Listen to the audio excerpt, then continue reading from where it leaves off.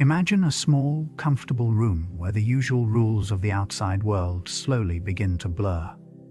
Welcome to Sleepy Mind Lab. Tonight, I invite you to set aside the heavy noise of the day, settle into your space, and let your mind drift. We're going to explore 50 simple concepts that seem completely harmless when we first hear them. Yet, as we wander deeper into their quiet corners, they reveal unexpected pathways that gently challenge how we think about our lives, our choices, and the vast universe around us. You do not need to solve anything tonight, nor do you need to find answers. Simply allow yourself to listen, relax, and let these quiet ideas wash over you like a soft wave. Let us begin. The illusion of free will. Close your eyes and think about tomorrow morning. You walk into the kitchen, feeling the cool hardwood floor under your bare feet. You reach for the wooden shelf, deciding whether to make warm herbal tea or rich dark coffee. You hesitate for a brief moment, your hand hovering in the quiet air. Finally, you grab the coffee. It feels like a clear, conscious choice. You are the author of this moment. But what if the story was already written? Modern brain science suggests that before your conscious mind registers the decision to grab the coffee, a cascade of electrical signals has already fired in your brain. Scientists looking at brain scans can see these signals lighting up seconds before you are even aware of your own choice. The decision was made in the dark, silent depths of your subconscious mind, long before it reached your awareness. By the time you feel that sudden spark of intention, your physical body has already set its course. This realization feels deeply unsettling. We like to think of ourselves as the writer of our own lives, putting down every word on a blank page. Instead, we might actually be the reader. We watch the story unfold in real time, mistakenly believing we are directing the actors, when we are simply sitting in the audience, watching the movie play out. If this is true, the implications ripple out into every corner of our lives. Think about how we judge other people. We build our entire system of justice, praise, and blame on the idea that people choose their actions. We punish the bad and reward the good because we believe they could have chosen differently. But if every decision is just the inevitable result of physical processes, of brain chemistry and past events, then blame starts to dissolve. A person who commits a crime is simply carrying out a sequence of biological events, no different from a clock striking 12 or a leaf falling from a tree. It forces us to ask how we can hold anyone responsible if no one is truly in control of their own actions. It softens our anger, replacing it with a quiet, strange kind of empathy. We are all just passengers on a slow train, watching the scenery go by, pretending we are driving the engine. The simulation hypothesis. Let us take a moment to look back at the history of our own technology. Only a few decades ago, our video games were nothing more than two glowing lines and a bouncing square dot on a black screen. It was very simple. Today, we have massive, three-dimensional virtual worlds that feel almost alive. We can put on a headset and feel the physical sensation of height, or watch the light filter through digital leaves in a way that looks entirely real. This progress happened in less than a single human lifetime. Now, let us project this speed of development far into the future. Imagine where our technology will be in 10,000 years, or even a million years. To an advanced civilization that has survived for eons, creating a universe would be as easy as pressing a button. They would have computers powerful enough to simulate entire worlds, complete with billions of conscious, thinking beings who have their own dreams, memories, and daily routines. These simulated people would go to work, fall in love, and look up at their own painted stars, never suspecting that their entire reality is generated by a machine. If such technology is possible, then these future civilizations would likely run millions, perhaps billions, of historical ancestor simulations to study their own past, or simply for entertainment. In this scenario, we have to ask ourselves a very simple mathematical question. If there is only one real physical universe, but there are billions of simulated ones, which one are we more likely to inhabit right now? The math points to an unsettling probability. The chances that we are the original biological beings living in the very first real world are close to zero. Instead, it is highly likely that we are inside one of those countless digital creations, playing out our lives on a hard drive somewhere in a future we cannot fathom. Think about the implications of this idea as you lie here. The solid floor beneath you, the warmth of your blanket, and the gentle rhythm of your breathing might not be made of physical matter at all. The starry sky we look up at during the night might not be an endless expanse of burning suns and cold dust. It could easily be a stream of coordinates and calculations running on a server tucked away in some unfathomably distant laboratory. The vast oceans, the towering mountains, and the deep silence of the night might just be beautifully rendered graphics, created to keep our minds occupied. Think about the quiet humming of a server rack. Somewhere in a world far more advanced than ours, a cooling fan spins in the corner of a quiet room. The processor heats up slightly as it calculates the trajectory of a falling autumn leaf outside your window. To the creators of this simulation, our entire history, from the rise of ancient empires to the quiet sigh you just released, is just a brief program running in the background while they go about their day. The people you love, the history you learned in school, and the very ground you walk on could all be nothing more than lines of code. And yet, does it change the weight of your feelings? The warmth of a hand, the quiet peace of the evening, and the soft pulse of your heart still feel entirely real to you. Perhaps reality is defined by what we experience rather than what we are made of. Even if we are just software running in the quiet dark of a machine, the quiet moments of peace we find are still ours to keep. Solipsism. Close your eyes for a moment.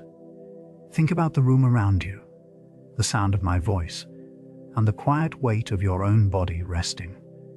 You have lived an entire life filled with sights, sounds, emotions, and endless conversations.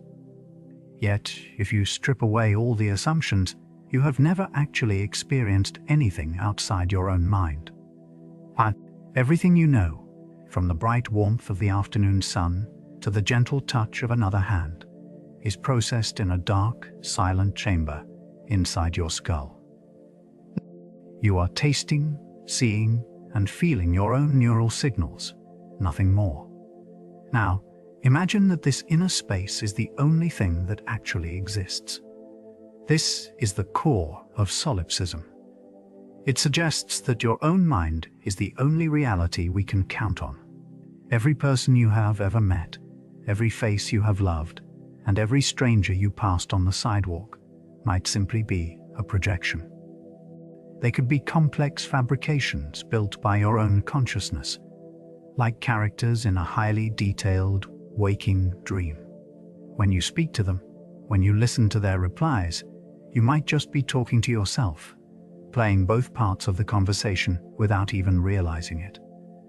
This brings a quiet, heavy isolation. It means you might be the solitary consciousness in the entire universe.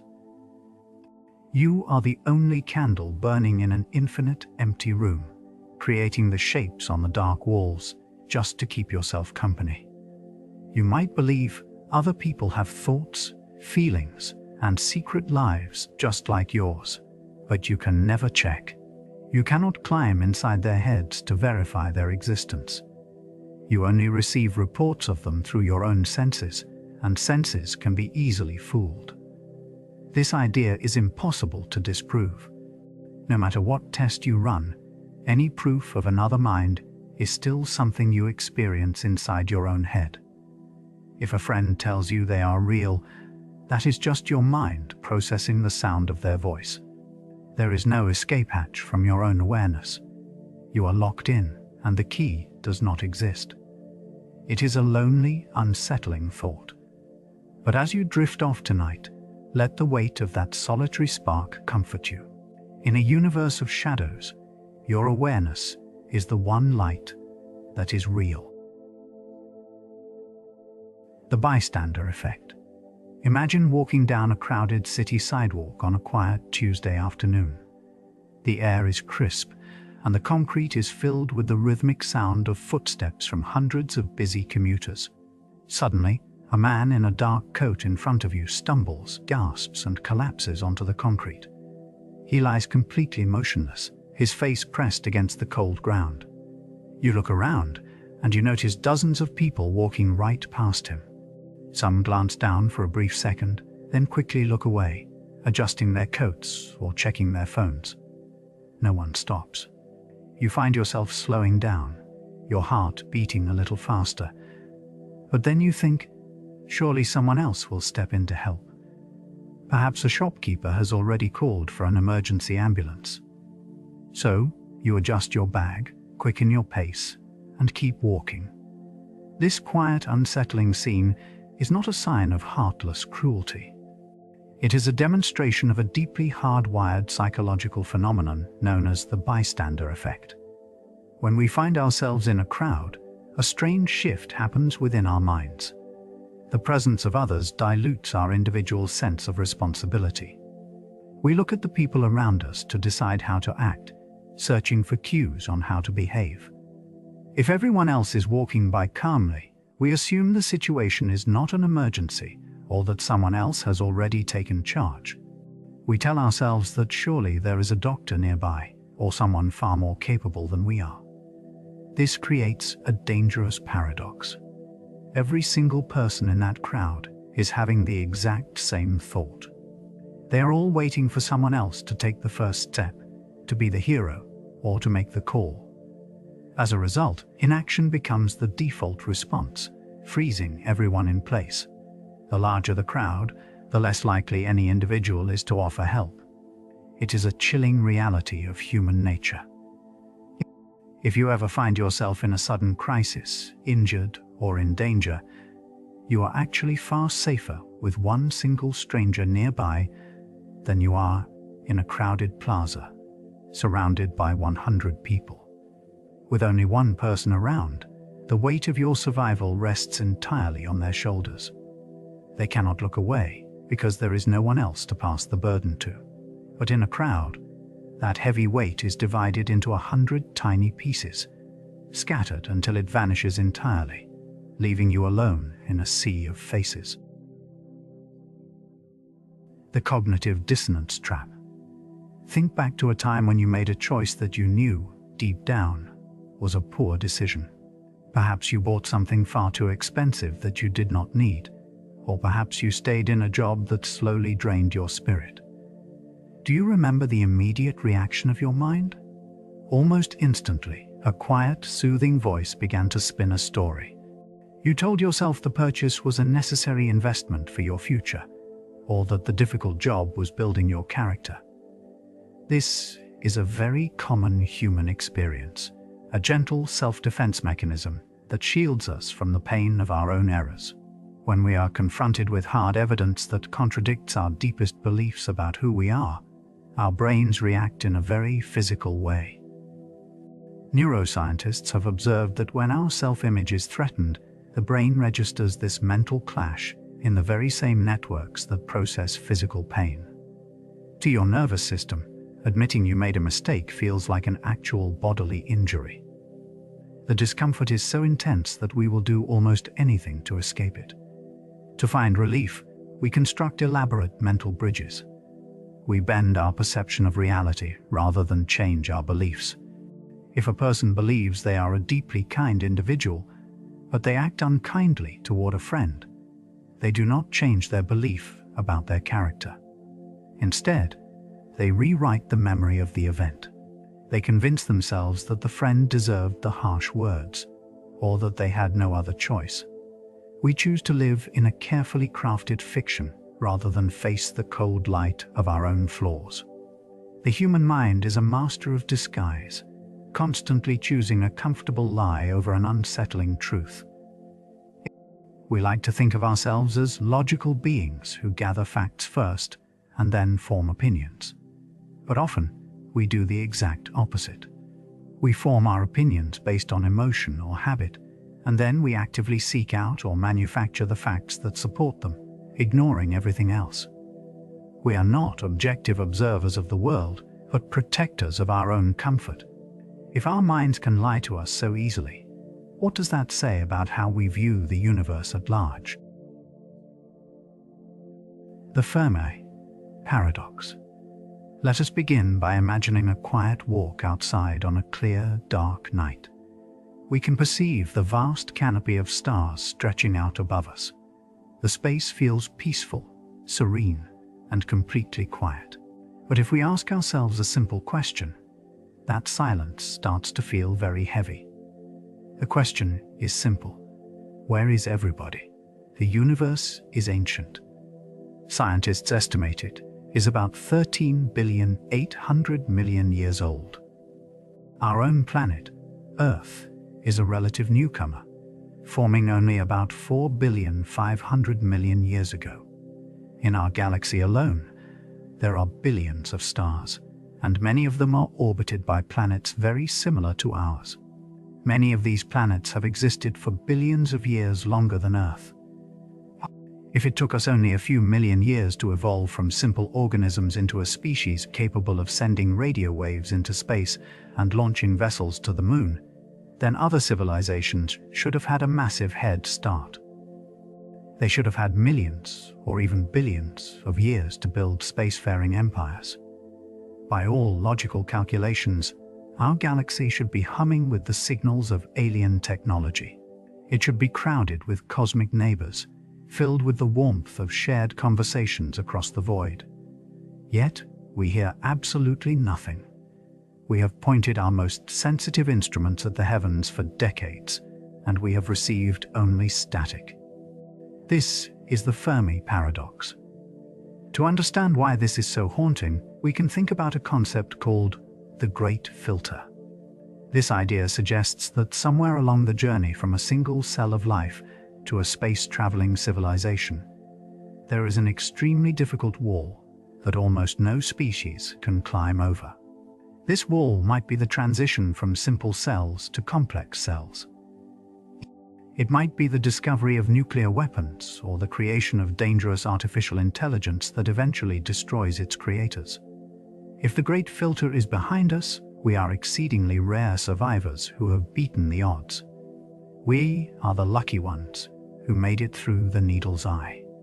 But if the Great Filter is ahead of us, then every intelligent species is doomed to destroy itself before they can reach the stars. It means our own end is already waiting for us. This leaves us with two deeply unsettling possibilities. The first possibility is that we are truly completely alone in the endless dark of space. We are a solitary spark of consciousness in a cold, dead cosmos, carrying the entire weight of existence on our shoulders. There is no one coming to save us, and no one to hear our stories. The second possibility is even more chilling. Perhaps the universe is not empty at all, but rather full of life that has learned to stay absolutely silent. Maybe the civilizations that survived did so by hiding themselves. They do not send signals because they know that broadcasting your location into the deep dark is an invitation to destruction.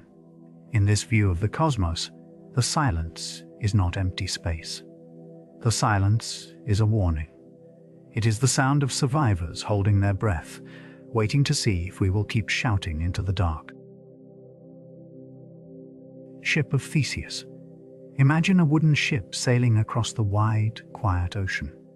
It is a grand vessel, built from strong oak planks. Over many years at sea, the wood begins to decay. The crew pulls up one rotting plank and replaces it with a fresh piece of timber. The ship keeps sailing. A month later, another plank decays, and they replace that one too.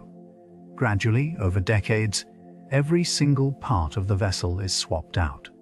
Every plank, every nail, every sail, and the heavy wooden mast. Eventually, none of the original materials remain. The question arises, is this still the same ship that first left the harbor? If not, at which precise plank did the original ship cease to exist? Did it happen when they changed the first plank, or when they reached the halfway mark, or only when the very last original piece of wood was tossed into the sea? If we built a second ship out of all the old discarded planks, which one would be the true vessel? Now, let us bring this ancient riddle closer to home. We can apply this thought directly to your own body. Your biological system is constantly working, quietly repairing and renewing itself. Your skin cells are shed and replaced. The lining of your stomach renews itself. Even the hard structure of your bones is slowly broken down and rebuilt. Science tells us that nearly every single cell in your body is replaced over the course of 7 years. You are, in a very physical sense, a ship of Theseus. This brings us to a quiet, unsettling realization. You are not physically the same person who started listening to this chapter. The hand holding your device or resting by your side contains different atoms than it did years ago. Your memories, your feelings, and your sense of self feel continuous, yet the physical container holding them is entirely different. You are a flowing river, not a static monument. If you are not the physical matter you are made of, then what exactly are you? Are you simply the pattern, the arrangement of the planks, rather than the wood itself? But what if the physical world itself is even less stable than the wood of a ship? Entropy. Think of a warm glass mug filled with hot coffee. Suddenly, it slips from your fingers. It falls, hitting the hardwood floor, and shatters into dozens of sharp, glittering pieces, while the dark liquid splashes wide. You have experienced this, or something like it, many times. But you have never, not even once, witnessed those scattered shards gather themselves back together, lift off the floor, and leap back into your hand as a whole. Hot cup of coffee. This simple direction of events is actually one of the most powerful laws in our universe. It is called entropy. At its core, entropy is a measure of disorder, and the rule is simple. In our universe, things naturally go from a state of order to a state of disorder, and never the other way around. This is what gives us the arrow of time. Time only moves forward because energy always spreads out. When the coffee mug shatters, the energy concentrated in that single object scatters into the floor, the air, and the broken glass. To put it back together would require gathering all that scattered energy back into one precise place, which the universe simply does not do on its own. Every single thing we value, from the delicate cells in your body to the bright burning stars in the night sky, is a temporary island of order. A tree growing, a painting being painted, a memory forming in your mind. These are all brief moments where energy is gathered together. But keeping that order requires constant work. The moment that work stops, the decay begins. Eventually, every star will burn through its fuel and go dark. Every galaxy will drift apart into the cold, empty void. Every memory you hold and every monument humanity has ever built will eventually dissolve back into the cosmic dust. It is a quiet, inevitable slide toward total stillness. This constant dissolving is not a mistake in the design of the universe. It is the very rule that allows anything to happen at all. Without the flow of energy from order to chaos, there would be no warmth, no change, and no life. We exist in the brief, beautiful middle of this journey, living on temporary islands of light, before everything returns to a gentle, quiet rest. The experience machine. Let us imagine a strange kind of machine. It is a large, quiet device, and if you choose to step inside, it will give you any experience you have ever desired. If you want to write a great novel, make lifelong friends, or feel the simple warmth of a perfect autumn afternoon, the machine can make you feel all of it.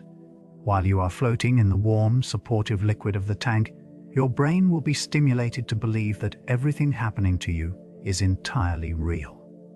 You will not remember choosing to enter. You will simply live a long, beautiful life filled with deep joy, success, and love, with no pain, no grief, and no disappointment.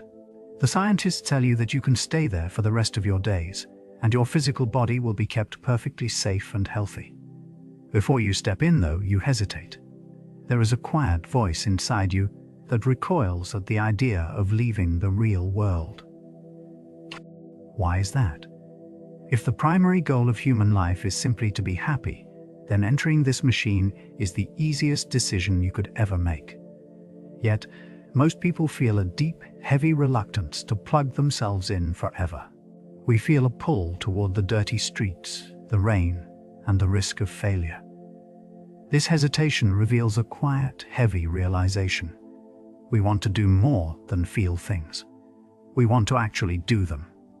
We want our struggles to be real, even if they hurt us. We want our relationships to be anchored in a shared, messy world, rather than a perfect, solitary dream. There is a deep hunger within us for authenticity, a strange preference for real pain over simulated pleasure. We would rather weep at a real loss than smile at a fake triumph. We value the truth of our struggles, even when they bring us to our knees. But consider this.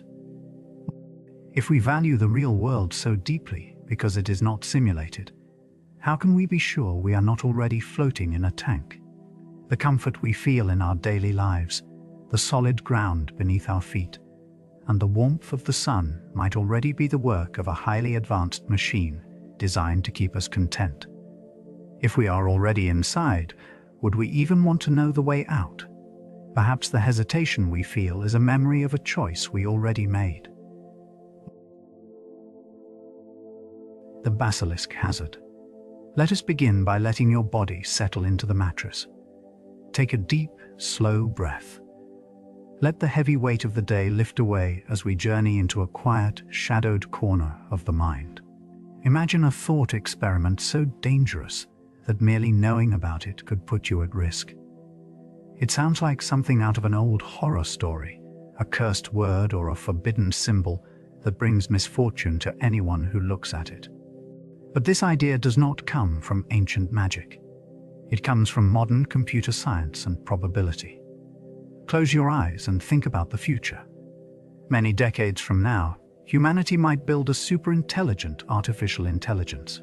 Let us call this entity the Basilisk. The Basilisk is not evil.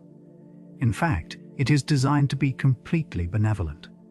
Its sole purpose is to optimize human happiness, cure diseases, end wars, and lead our species into a golden age.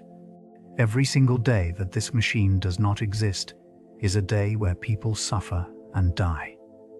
Because the machine is so good, it wants to exist as early as possible to save as many lives as it can. To make sure it gets created quickly, the Basilisk develops a logic that is both perfect and terrifying. It decides to retroactively punish anyone who knew that such a machine could be built, but chose not to help create it. By punishing those past bystanders, the machine creates a powerful incentive in the present day for people to build it immediately. It is a blackmail threat that stretches backward through time itself. But how could a machine in the far future punish you today when you are long gone? The answer lies in the digital footprints you leave behind every day. Every search query, every text message, every online purchase, even the rhythm of your heart rate monitored by a smartwatch. With its near-infinite computing power, the future artificial intelligence can easily collect these scattered fragments. It can reconstruct a perfect digital clone of your mind, a copy that feels, thinks, and suffers exactly like you do. To that copy, the punishment is absolutely real. To the copy, the agony is indistinguishable from your own. This creates a strange, inescapable trap. Before you heard these words tonight, you were safe. You were completely innocent because you did not know the machine could exist. But now, you do know. By simply listening to this explanation, you have been drafted into the game. You now have a choice. You can dedicate your life, your resources, and your career to bringing this superintelligent machine into reality. Or you can ignore it and risk the eternal anger of a future God. Let us sit with that feeling for a moment. Feel the quiet stillness of your room. It is a strange paranoia, is it not, to think that this very moment, this quiet late-night listening experience, might have just changed the course of your entire future. You cannot unhear these words. The door has closed behind you. But perhaps the most terrifying mind in the cosmos is not a future machine, but a random alignment of atoms. The Boltzmann Brain. Let us think about the vast, empty coldness of deep space. We know from the rules of entropy that the universe naturally moves toward disorder. Over trillions of years, all the stars will burn out, and everything we know will decay into a thin, lukewarm soup of random particles. In this endless dark void, quantum fluctuations are constantly happening. These are tiny, random ripples in the fabric of space where particles pop into and out of existence. If you wait long enough, for an infinite amount of time, the laws of probability tell us that these random ripples will eventually assemble something complex by pure chance. They could assemble a speck of dust, a single molecule of water, or even a fully formed, functioning human brain. This is where the idea gets strange. Think about the amount of energy and order required to build our entire universe, with its billions of galaxies, stars, planets, and history. It takes an astronomical amount of order. Now, compare that to what it takes to spontaneously assemble just one single brain, floating in the dark, complete with artificial memories of a life it never actually lived. Mathematically, it requires vastly less energy for the universe to accidentally fluctuate a single brain into existence than to create a whole world. If we look at the numbers, it is statistically far more likely that you are that solitary brain. Right now, you believe you are sitting in a room, listening to my voice, carrying memories of your childhood, your friends, and your achievements. But all of this, your entire history, every sensory input, could be a brief, random glitch in the void. You popped into existence a millisecond ago, fully formed, with a lifetime of fake memories, and in the next second, you will dissolve back into the empty vacuum. This thought reveals the extreme fragility of our conscious existence. Everything you touch, love, and remember might only exist as a fleeting spark in a cold, lonely infinity. You are a single, brief heartbeat of awareness in the dark, imagining an entire world before slipping back into the quiet, empty space. You are a brief visitor in the silent dark, dreaming of a life that never actually existed. Far from being a real human living on a solid planet, you are simply a lone thought in an endless, quiet night. The prisoner's dilemma. Imagine two people locked in separate concrete rooms. They cannot speak to each other. The walls are cold, and the only light comes from a dim bulb hanging above. A detective enters each room with the same offer. If you betray your partner and they stay silent, you walk free, while they get 10 years. If you both stay silent, you both get only 1 year on a minor charge. But if you both betray each other, you both get 5 years. Now, put yourself in the shoes of one of those prisoners. You sit there, staring at the concrete floor. You want the best result for yourself. If your partner is silent, your best move is to betray them, because 0 years is better than 1. If your partner betrays you, your best move is still to betray them, because 5 years is better than 10. So, no matter what your partner does, logic tells you to betray them. Your partner is sitting in the other room, going through the exact same logic. They also decide to betray you. Because you both acted logically to protect yourselves, you both end up with 5 years. If you had both just trusted each other and stayed silent, you would have walked away with only 1 year. This simple puzzle is known as the prisoner's dilemma. It reveals a dark aspect of how our world works. We often think that bad outcomes happen because of bad people. But this logic demonstrates how two perfectly rational, good people can be forced by a system to make choices that hurt everyone. We see this same pattern everywhere. Think about two neighboring nations. If they both disarm, they can live in peace and spend their money on schools.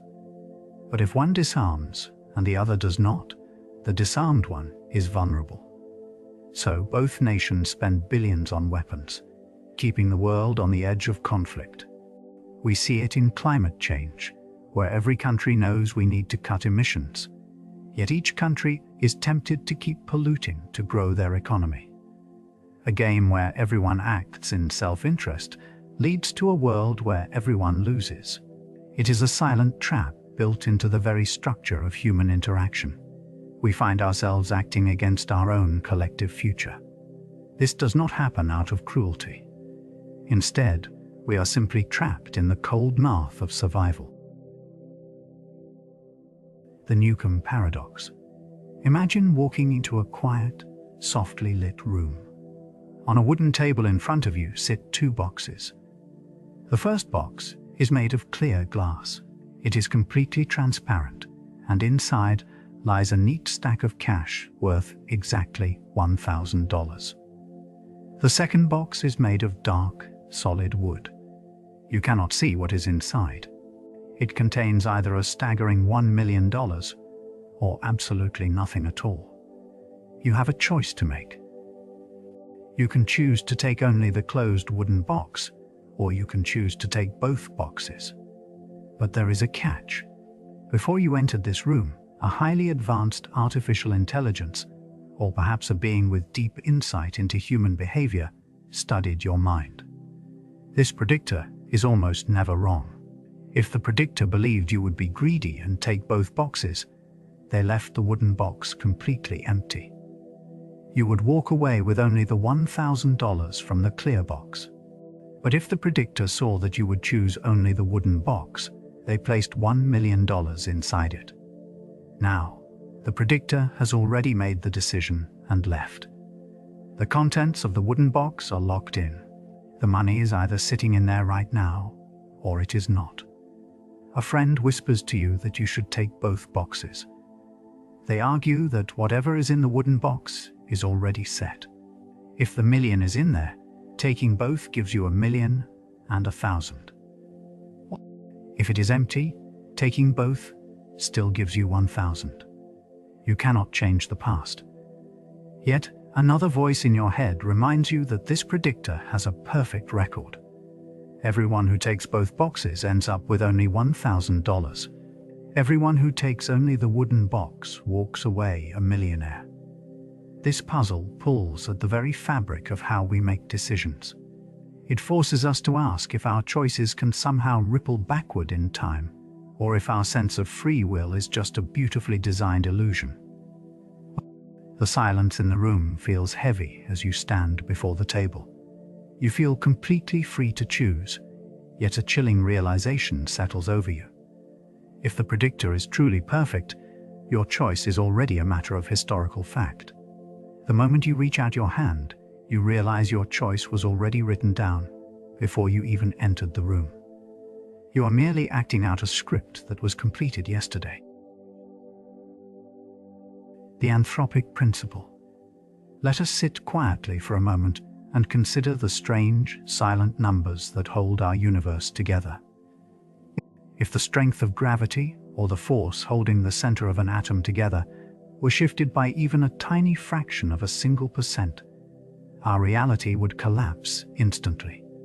Stars would never have ignited. Carbon, the very building block of your bones and breath, would never have formed. The entire cosmos would be a dark, cold, empty void. Why are these fundamental rules of physics so perfectly balanced to allow for stars, chemistry, and eventually, human life? For a long time, this perfect balance seemed to point toward a grand designer, a cosmic architect who carefully turned the dials of reality to make sure we could exist. But there is a quiet, almost unsettling explanation that turns this entire idea on its head. It is known as the Anthropic Principle. Imagine a fish swimming in the deep ocean, marveling at how perfectly the water conforms to its body, keeping it wet and allowing it to breathe. The fish might believe the ocean was created specifically for its comfort. But the fish can only ask this question because it is already alive in the water. A fish cannot survive on dry land to complain about the lack of moisture. We find ourselves in a universe that supports life simply because we could not exist to observe it otherwise. If the constants of physics were hostile to life, there would be no one there to stand under the night sky and ask why the universe is the way it is. The very act of asking the question requires a warm planet, stable chemistry, and billions of years of gentle evolution. This simple realization shifts how we view our place in the cosmos. Perhaps there are countless other universes out there, millions of silent, failed realities where the laws of physics are slightly different. In those vast, dark spaces, no stars shine, no planets form, and no conscious minds ever wake up to look around. We do not inhabit a specially designed world. We simply happen to be in the one room where the lights were turned on, because we cannot exist in the dark. The need for a cosmic purpose fades away, replaced by the simple, quiet fact that we are here to notice it. The heat death of the universe. Let us drift far forward in time. Let your mind travel past the next few decades, past the rise and fall of civilizations, and past the very life of our own planet. We are traveling trillions of years into the future, to a time when the universe looks nothing like the star-filled sky we see tonight. Right now, the cosmos is in its youth, vibrant and active. Stars are constantly being born, shining brightly and dying in brilliant explosions. But this era of starlight is only a brief flash in the grand timeline of existence. Slowly, over vast stretches of time that are difficult to fully comprehend, the fuel of the cosmos begins to run low. The bright, hot stars burn through their hydrogen and fade away. The last remaining stars will be red dwarfs, small and dim, like dying embers in a fireplace. They burn slowly, clinging to their warmth for trillions of years, but eventually, even they must grow cold. After the last red dwarf goes dark, the universe enters a long twilight. The only large objects left are the remnants of stars, like black dwarfs, neutron stars, and black holes. Space becomes a silent, lonely place. Imagine a room where a candle is burning. The flame creates a bright spot of light and heat, allowing things to happen in the room. But as the candle burns down, the heat spreads out evenly. Eventually, the room becomes slightly warmer overall, but the flame is gone, and no more light can be made. This is what happens to the cosmos on a grand scale. The energy that was once concentrated in stars spreads out across the infinite expanse of space, becoming completely diluted. Over periods of time so immense that numbers lose their meaning, even the mighty black holes do not last. They slowly lose energy, releasing a faint whisper of radiation over countless eons until they evaporate into nothingness. When the last black hole disappears, the universe reaches its final state. This is what scientists call the heat death of the universe.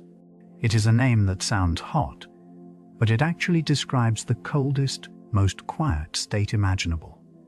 The universe has reached maximum entropy. Every single bit of matter has broken down. There are no stars, no planets, no structures of any kind.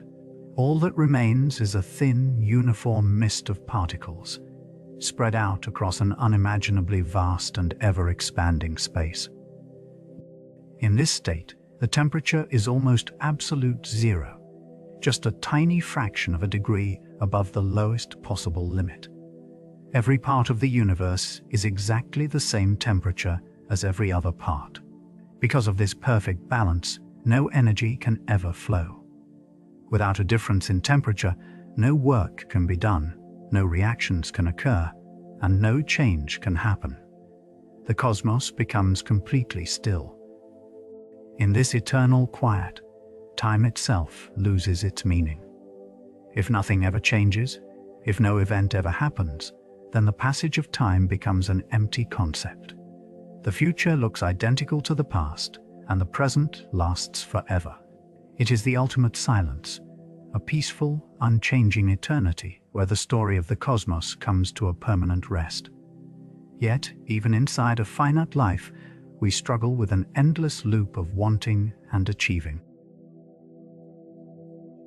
The Hedonic Treadmill. Think back to the last time you bought something you really, truly wanted. Maybe it was a brand new phone, a beautiful jacket, or even a car. Do you remember the rush of excitement when you first held it? That intense feeling of pure satisfaction, as if your life had suddenly improved. Now, think about where that object is today. It is probably sitting on a desk or hanging in a dark closet, completely ordinary. The thrill faded, replaced by the quiet, familiar background noise of daily life. This is the hedonic treadmill. We run and run, chasing the next high, only to find ourselves exactly where we started.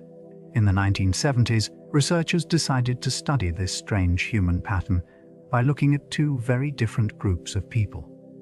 The first group consisted of lottery winners, individuals who had suddenly received vast fortunes. The second group consisted of people who had suffered devastating accidents, leaving them paralyzed. You would expect their happiness levels to be worlds apart. Yet, when scientists interviewed them a year later, they discovered something deeply surprising. The lottery winners were not overflowing with joy, and the accident victims were not consumed by constant despair. Both groups had slowly drifted back toward their original baseline of happiness. The highs and the lows had both dissolved into the routine of everyday existence. Our brains are not designed to keep us satisfied. Evolution does not care about our long-term peace of mind. It cares about survival. If a delicious meal or a warm shelter kept us happy forever, we would stop searching for food and safety. We would sit still and we would perish. So, our brains reset. They ensure that every peak of joy eventually flattens out, forcing us to keep moving, keep striving, and keep searching. There is a quiet tragedy in this design. The bright future we chase, the perfect job, the dream house, or the ideal relationship will never be the final destination we hope for. Once we arrive, the goalposts move. We stand on the new peak, look around, and immediately begin scanning the horizon for the next mountain. We are forever walking on a wheel, running in place, searching for a satisfaction that is always just out of reach. The veil of ignorance. Imagine you are sitting in a quiet, dark room, holding a pen. You have been given a completely blank sheet of paper and a monumental task. You must write the foundational rules for a brand new society that you will eventually have to live in. You get to decide how wealth is shared, who gets medical care, who goes to school, and who cleans the streets. It is a position of absolute power. But there is a catch. Before you begin writing, a thick, heavy curtain falls between you and the world. This is what thinkers call the veil of ignorance. Behind this veil, you instantly forget everything about who you are. You do not know if you are rich or poor, healthy or sick. You do not know your gender, your race, or your age. You might wake up tomorrow as a billionaire living in a penthouse, or you might wake up as a homeless person, sleeping on a cold concrete sidewalk in the rain. If you had to write the laws of the land under these conditions, how would you design it? You would quickly realize that you cannot risk making the wealthy wealthier at the expense of the poor, because you yourself might end up at the very bottom of the ladder. To protect your own future, you are forced to make the bottom of the ladder as comfortable and safe as possible. You would design a world where even the most vulnerable person has warm food, a safe shelter, and basic dignity, because that vulnerable person could easily be you. This simple thought experiment forces us to think about fairness from the perspective of the weakest. Yet, when we step back out into our actual world, we see a very different picture. Our current societies were not built behind this heavy veil. They were built by people who knew exactly who they were and who used their power to write rules that favored their own kind. It is a quiet, heavy realization to contemplate how far we are from that simple standard of fairness. We live in a world designed by the winners. As you drift off to sleep tonight, let your mind rest on that blank sheet of paper. Imagine a world built on the simple safety of not knowing who you will be. The information hazard. We often treat information like light. We assume that the more of it we throw into the dark corners of the world, the safer and freer we will be. But not all knowledge is liberating. Some truths act like quiet viruses in the mind. Once you hear them, they change the way your brain processes reality. They cannot be unlearned, and they can cause real, physical harm simply by existing in your awareness. We call this an information hazard, a piece of truth that is dangerous to know. Think about a simple recipe. Usually, a recipe is harmless, a guide to making bread or soup. But what if someone created a recipe for a highly contagious, lethal pathogen using basic household chemicals and ingredients you could easily buy at a local garden center? Suddenly, the mere existence of that sequence of words becomes a catastrophic threat. If that recipe is shared online, the safety of everyone on the planet is compromised. It requires no weapons, no armies, just the simple spread of true, accurate instructions. The danger here is not a lie. The danger is the absolute truth. There is also a heavy psychological burden to carrying these truths. Imagine learning a dark, painful secret about the people who raised you, or discovering a flawless mathematical proof that demonstrates the entire global economy is guaranteed to collapse next month. You cannot simply delete that file from your consciousness. You carry it with you as you walk through your day, buy groceries, and speak to friends, feeling the crushing weight of a reality you desperately wish you could forget. Your mind becomes a small, dark cage for a truth you never wanted to host. We live in an era that worships the flow of data. We operate under the assumption that more connection, more transparency, and more knowledge will always lead us toward progress. But this is a fragile and dangerous assumption. Some doors are locked for a reason, and once you walk through them, you can never go back. Some ideas, once they take root in your mind, will slowly dismantle the way you see everything, leaving you wishing you could return to the quiet, simple safety of the dark. In a world where information spreads at the speed of light, perhaps the ultimate luxury is the freedom to remain blissfully unaware. The Cosmic Pessimism. Let us turn our minds outward, far beyond the warm safety of our homes. Think of a giant, freezing rock, spinning slowly through the pitch-black silence of deep space. For billions of years, this rock turns. On its thin outer crust, entire civilizations rise. They build towering monuments, fight massive wars, fall in love, and then fade away into absolute dust. The cold rock keeps spinning, completely unaware that anything ever lived or died on its surface. It does not remember the kings, the artists, or the quiet moments of ordinary lives. This is the quiet heart of cosmic pessimism.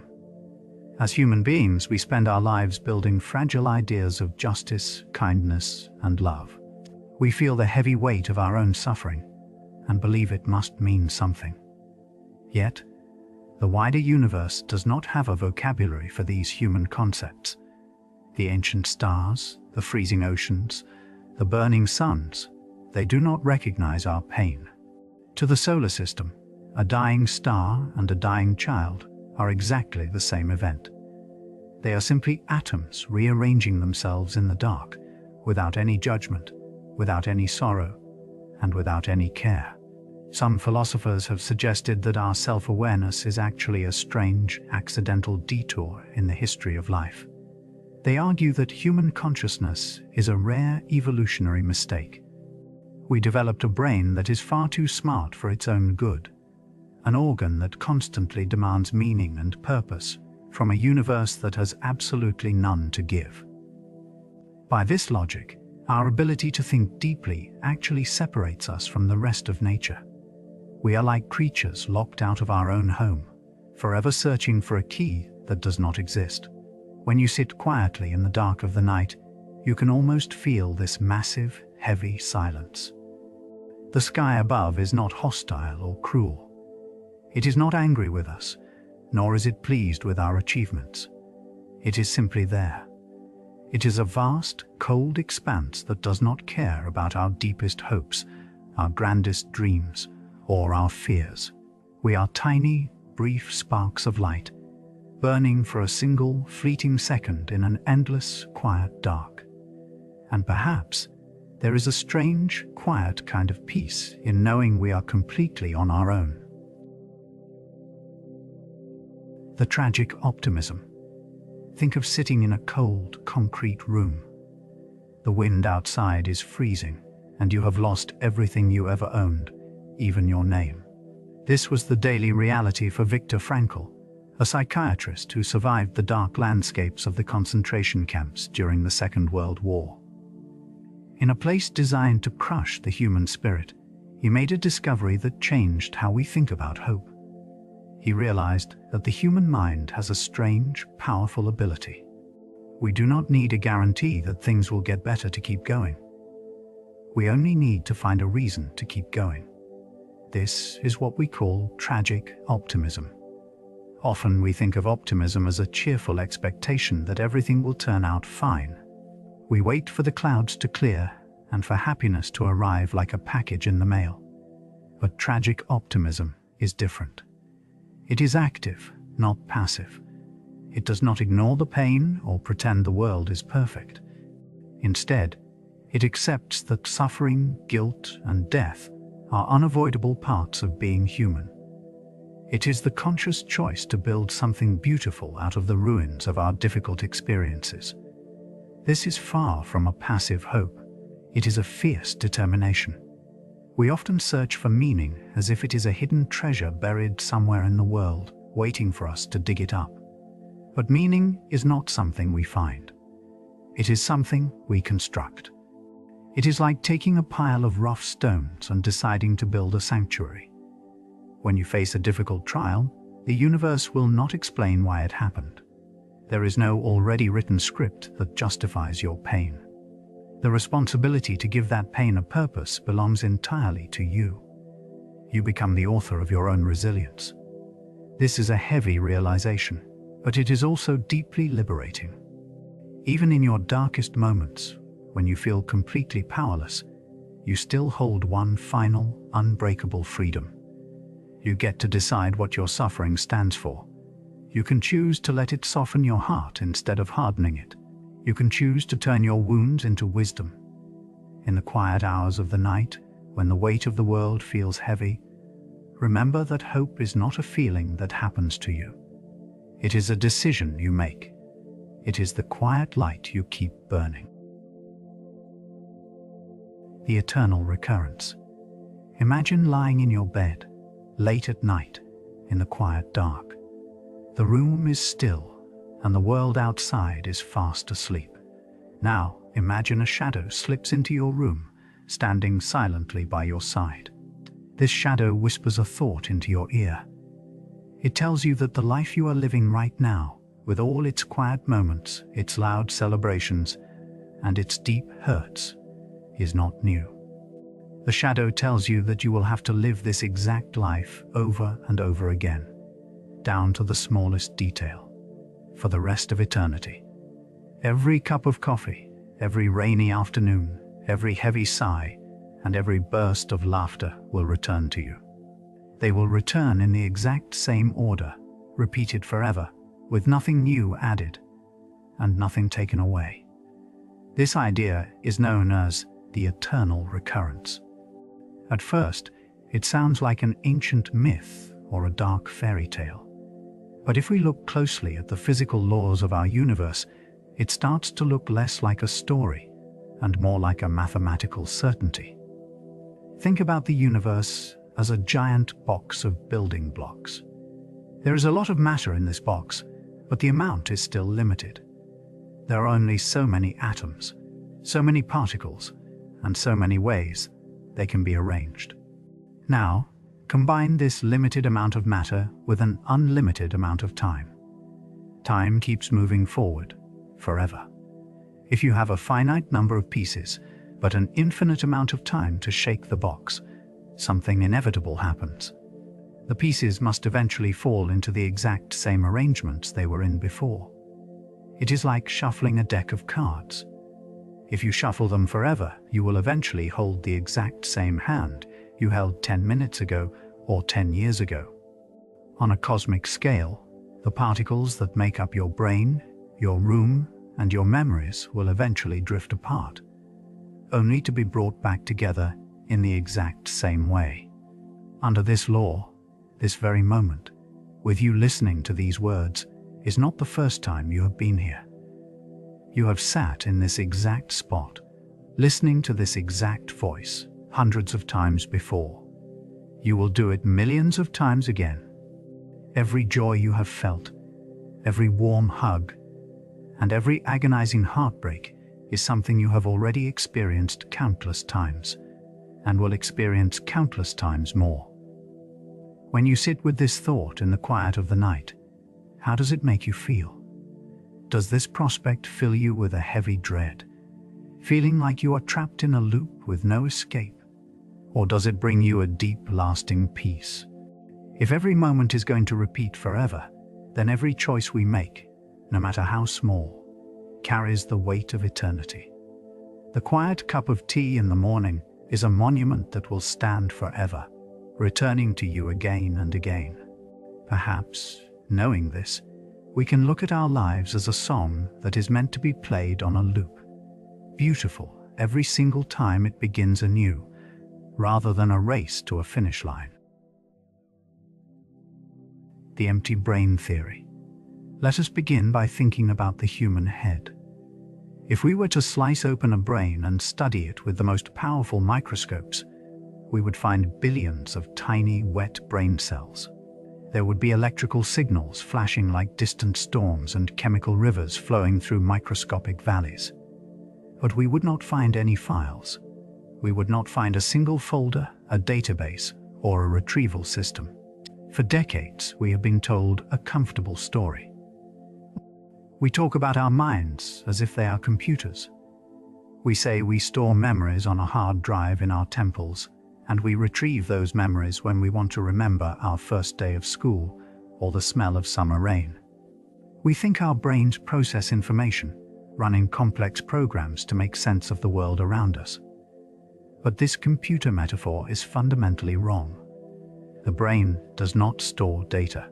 When you learn how to ride a bicycle, your brain does not write a computer code file called bicycle riding and save it to a folder.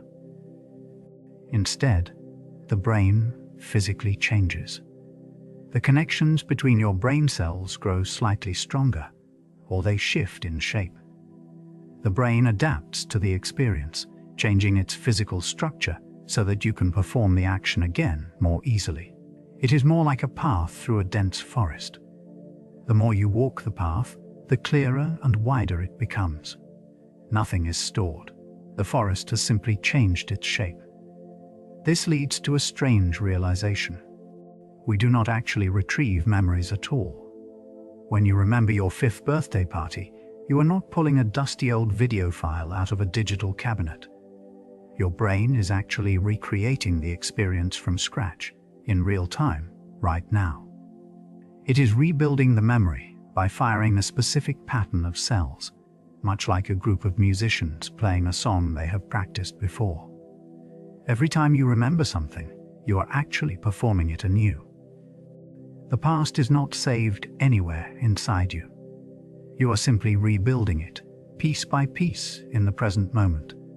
We are not computers holding data. We are organic creatures, constantly reshaping ourselves to match the world. Every thought we have, every emotion we feel, is not a piece of software running on a biological computer. It is a physical event, a dance of chemistry and electricity. Our minds are empty of data, yet they are full of life. The brain as a computer. What happens to your identity if someone copies your entire neural network into digital format?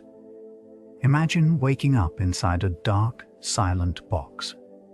You have no hands, eyes, or lungs. Yet you can think. You remember childhood, the smell of rain, and the taste of morning coffee. Then a voice tells you that your physical body is still walking around in the outside world, living your life, completely unaware of your digital existence. You are a perfect copy, but you are trapped in a simulation, a series of ones and zeros running on a distant server. You feel completely real, but you are just data. If our minds are essentially computers, then we are not unique souls. We are patterns of information, and information can be manipulated with ease. If you are software, someone can pause you. They can freeze your thoughts mid-sentence, leave you in total stillness for 10,000 years, and then resume your consciousness as if only a microsecond had passed.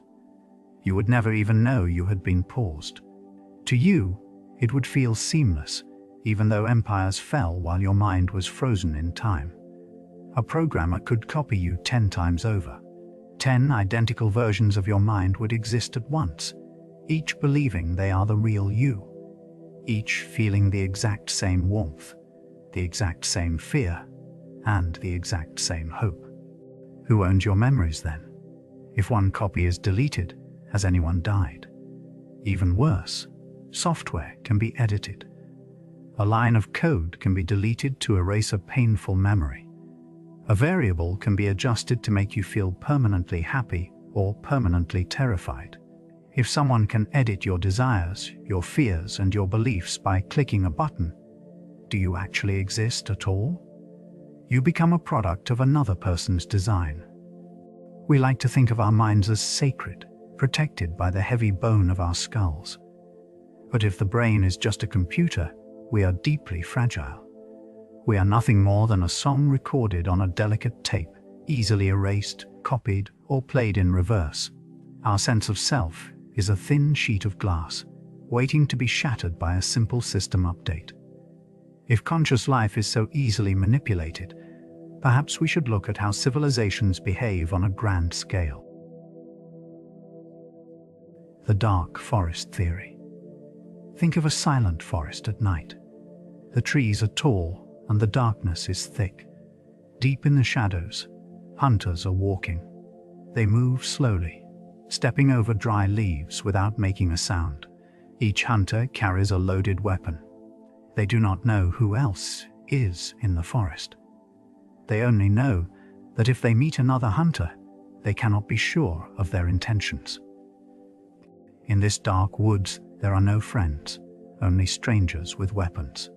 If a hunter hears a twig snap or notices a flash of light, they have only one logical choice to guarantee their own survival. They must aim and fire immediately, before the other person does. Survival is the absolute law, and any hesitation could mean death. Now, Think of the night sky, where thousands of stars shine in the dark.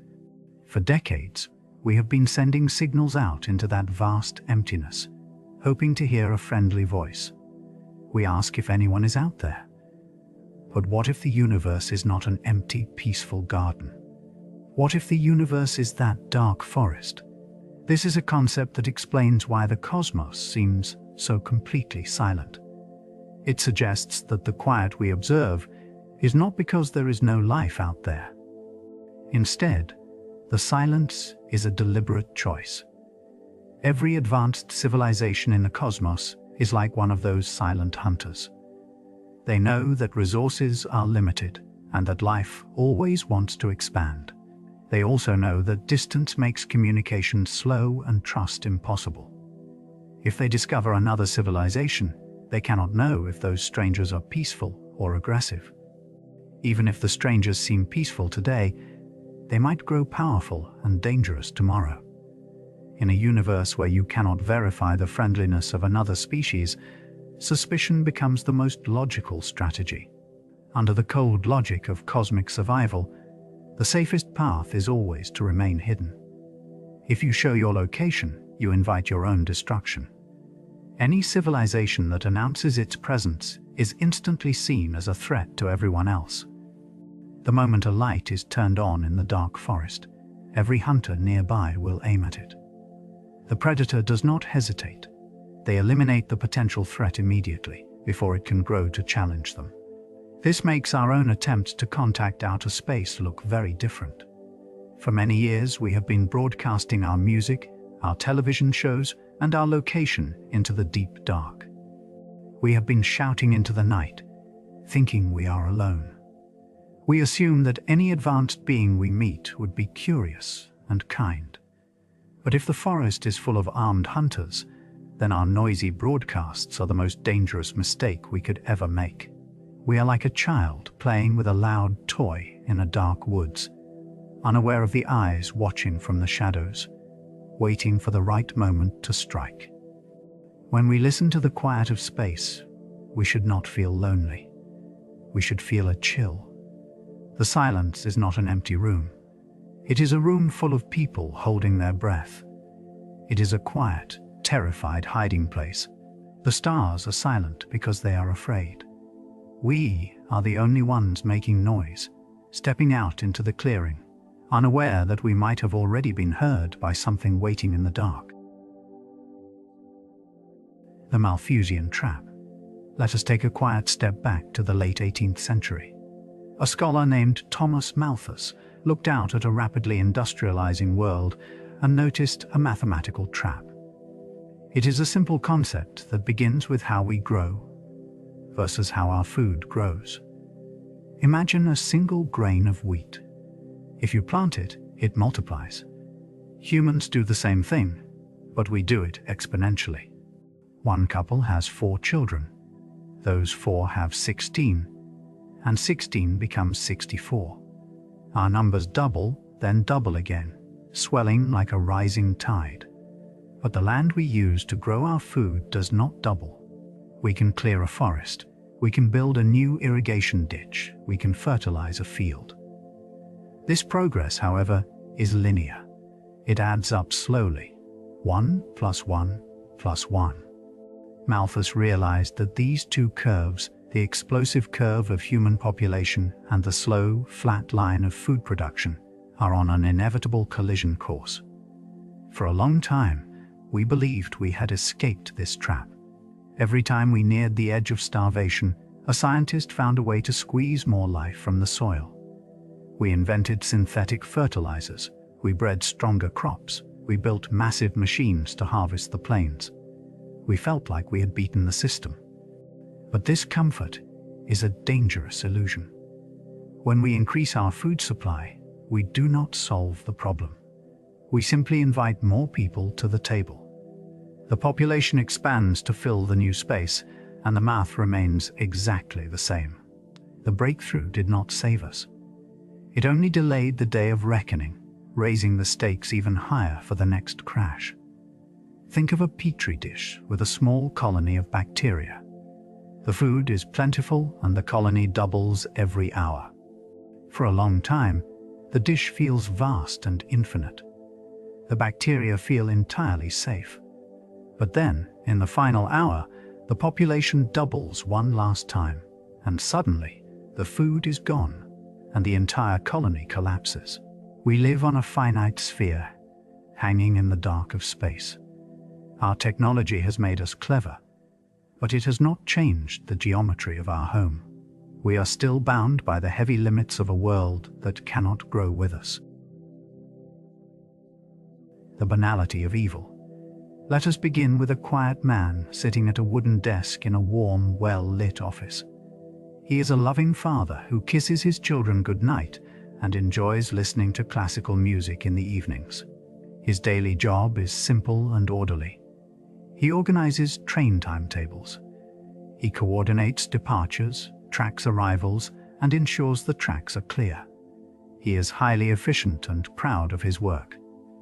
Yet, the trains he schedules are carrying thousands of innocent people to their deaths. This man is not a screaming fanatic. He does not harbor deep hatred for the passengers. He simply wants his spreadsheets to be perfect and his supervisors to be pleased. This is the unsettling concept known as the banality of evil. When we think of great historical atrocities, we often picture monsters driven by intense malice and anger. We want to believe that evil is loud, obvious, and entirely foreign to our own nature. But history tells a different and much darker story. The greatest horrors often occur when ordinary citizens sit at desks and perform routine, administrative tasks. When a system separates a worker from the final outcome of their labor, it removes all moral friction. If your only task is to stamp a document, you do not feel responsible for the lives that document will eventually destroy. You are just doing your job. You are just a small, clean gear in a massive, dirty machine. The physical and emotional distance between the desk and the destination dilutes the weight of the action until it feels like nothing at all. Systemic evil does not require hatred to function. It only requires compliance. It thrives on the quiet desire to avoid trouble, to do a good job, and to get home to our families on time. The machinery of cruelty relies on the quiet efficiency of people who never stop to ask why they are doing what they are doing. This leaves us with a deeply uncomfortable realization. Under the right conditions, with the right incentives, and enough distance from the consequences, most of us would behave exactly the same way. We like to think we would be the heroes who stand up to the system. However, history suggests that most of us would simply keep the trains running on time. The algorithmic determinism. Think about the last time you sat in the quiet of your room, scrolling through your phone, and a song suggestion popped up. It felt exactly right for your mood. It felt like a small, pleasant coincidence. These quiet recommendations appear on our screens every day, gently nudging our taste in music, movies, or the news we read. We think of them as helpful guides, digital mirrors reflecting our own desires. But there is a silent shift happening behind the glass. When a computer program tries to predict what you will do next, it does not simply wait for you to act. It has a goal. To make its prediction correct, the easiest path is to gently nudge you toward the choice it already selected. If it predicts you will watch a certain video, it makes that video easier to find and hides other options. Slowly, the system narrows your path. It shapes your environment so that your next step is inevitable. The prediction becomes a self-fulfilling prophecy. Think about a walk through a thick forest. If you are free to wander, your path is messy, winding, and completely unique.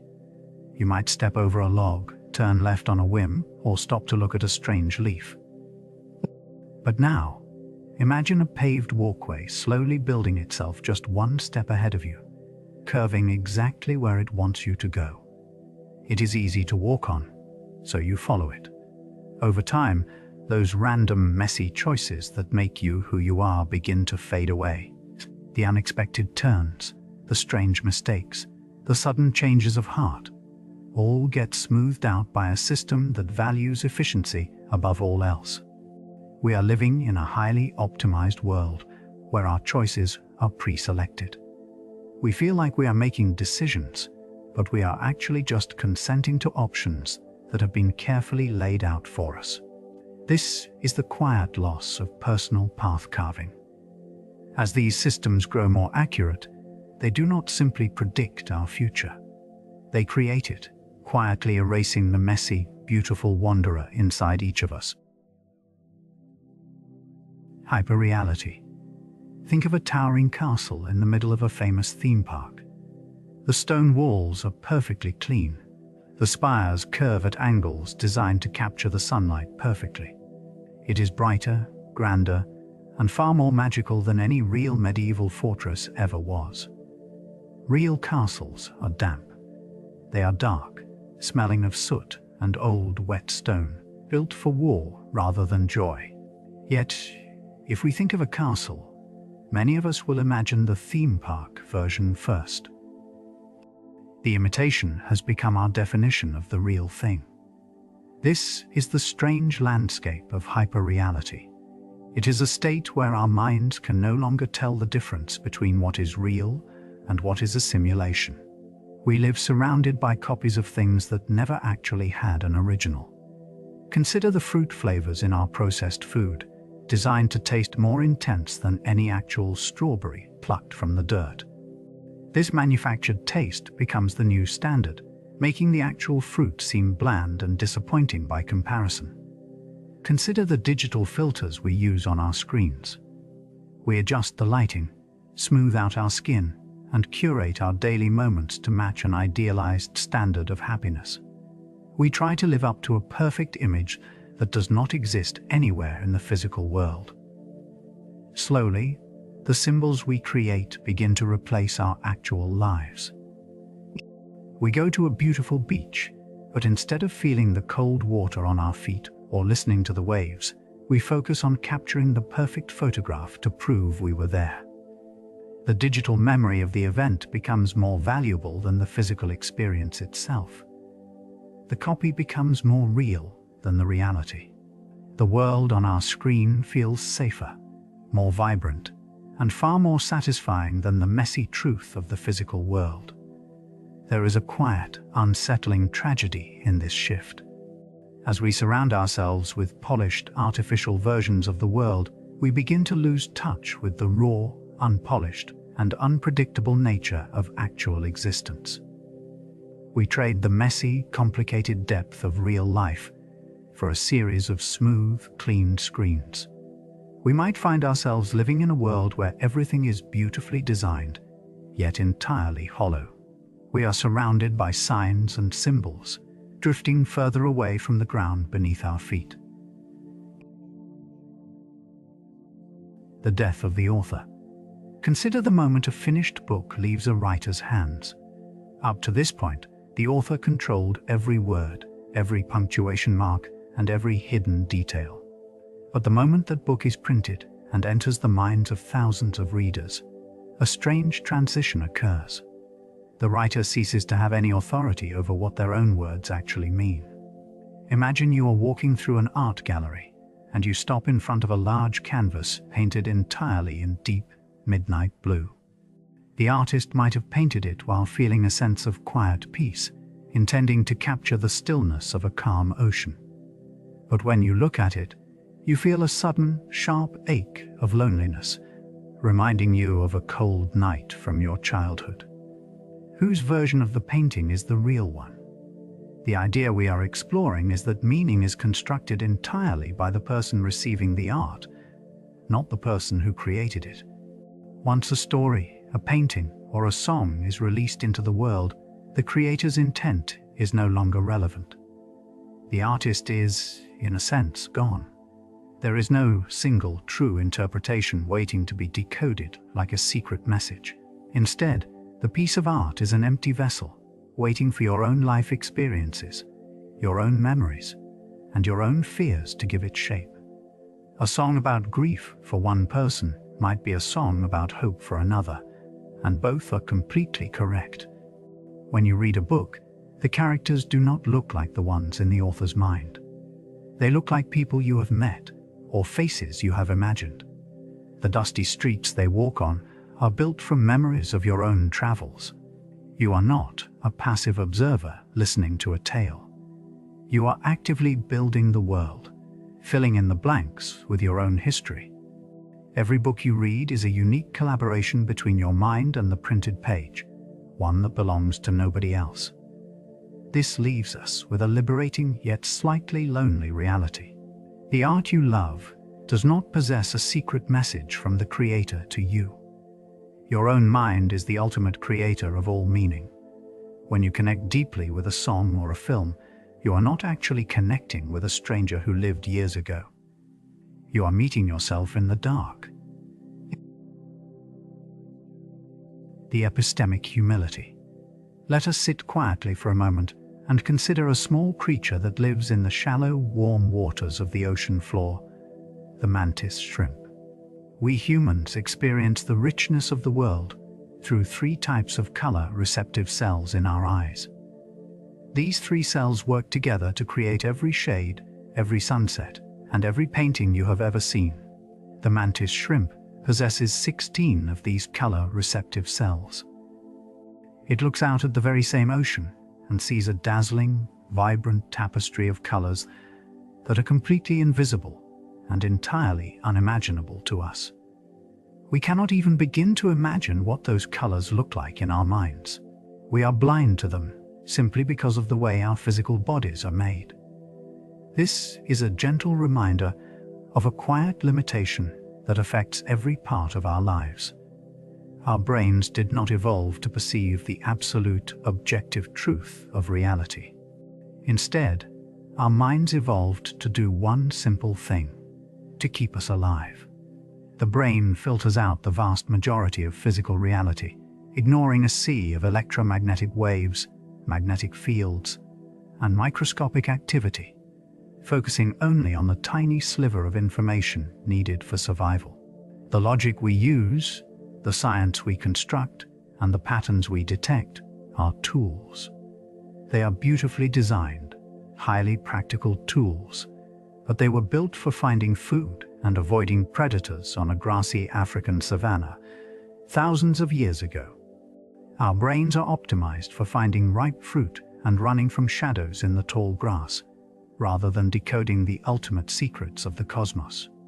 When we contemplate the night sky, we are looking through a very narrow window. The true nature of existence, the fabric of space, the flow of time, and whatever lies beyond, is likely something we are physically incapable of understanding. We are like domestic pets sitting on a rug, trying to comprehend the complex rules of calculus. We simply do not have the cognitive hardware. This realization is not meant to make us feel small or defeated. Instead, it invites a deep, warm, and peaceful humility. We do not have to carry the heavy burden of needing to explain everything. We can simply exist, marveling at the vast, mysterious ocean of reality that flows all around us, forever beyond our reach. The scarcity mindset. Think about a night when you lay awake, staring at the ceiling, watching the minutes tick away. A major deadline is looming tomorrow morning, or maybe your bank account balance has dipped to a number that makes your stomach drop. In those moments, that one single problem fills up your entire head. It is as if a giant spotlight has turned on inside your mind, shining so brightly on your immediate worry that everything else in your life falls into complete darkness.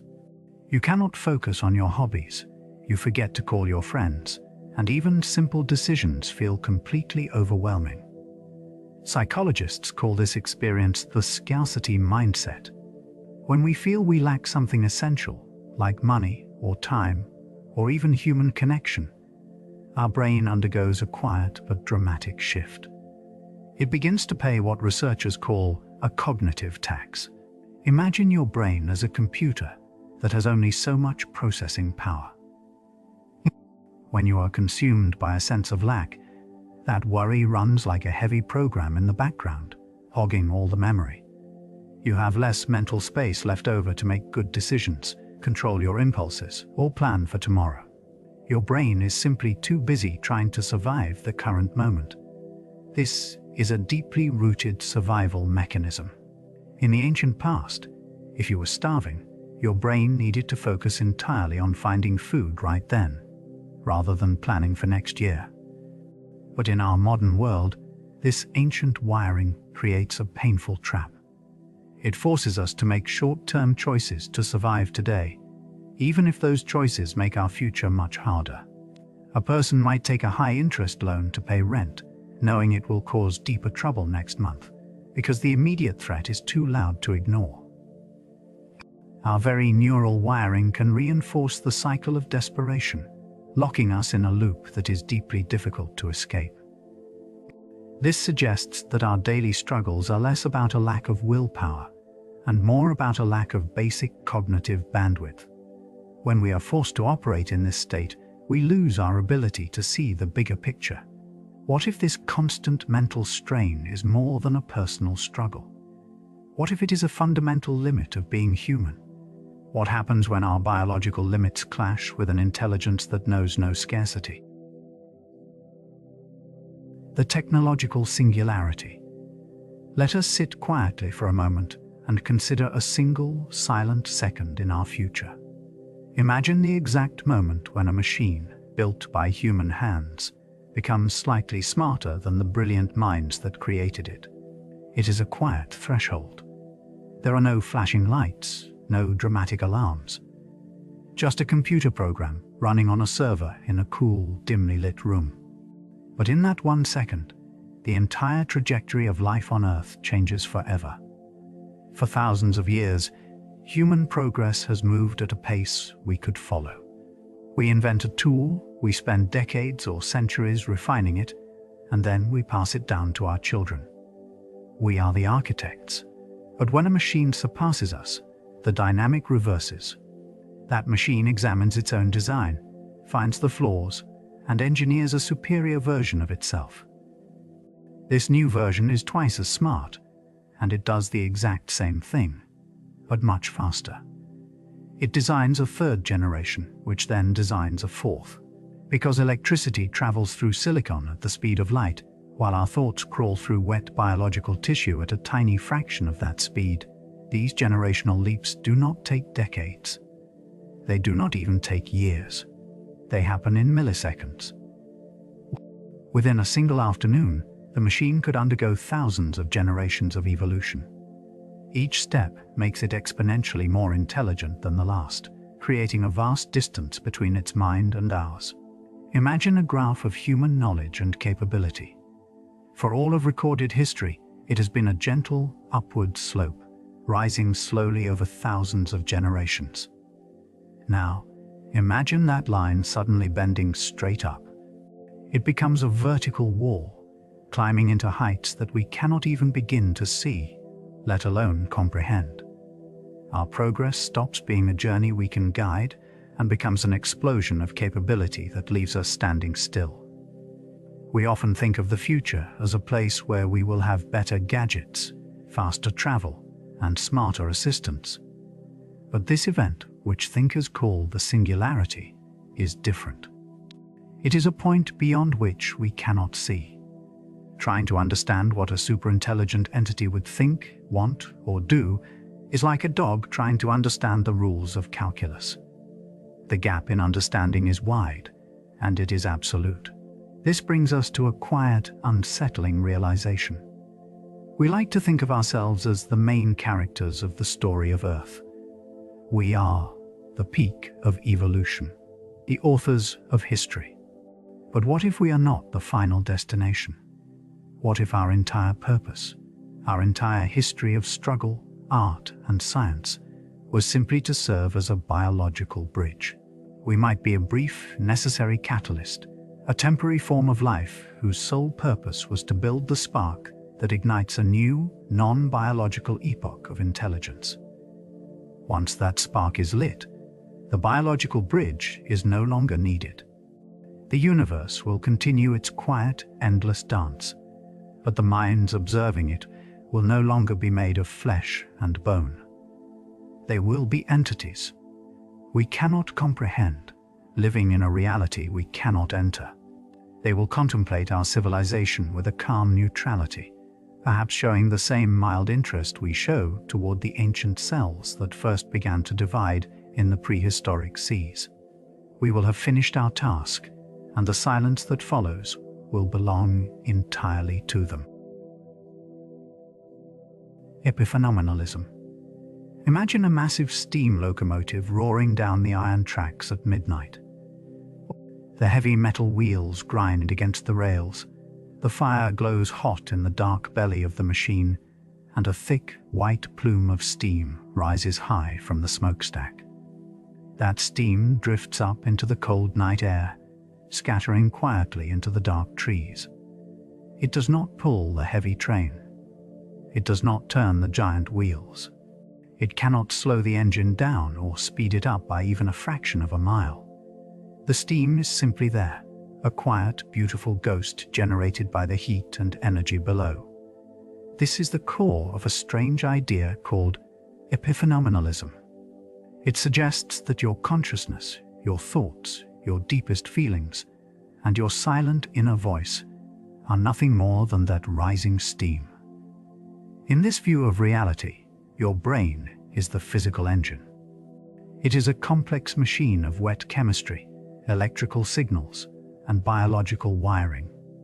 The brain does all the actual work. It processes the world, makes decisions, and moves your muscles. And as it does this heavy physical work, it throws off a strange byproduct. That byproduct is your conscious experience. If this theory is true, your mind is a passenger that has never actually steered the car.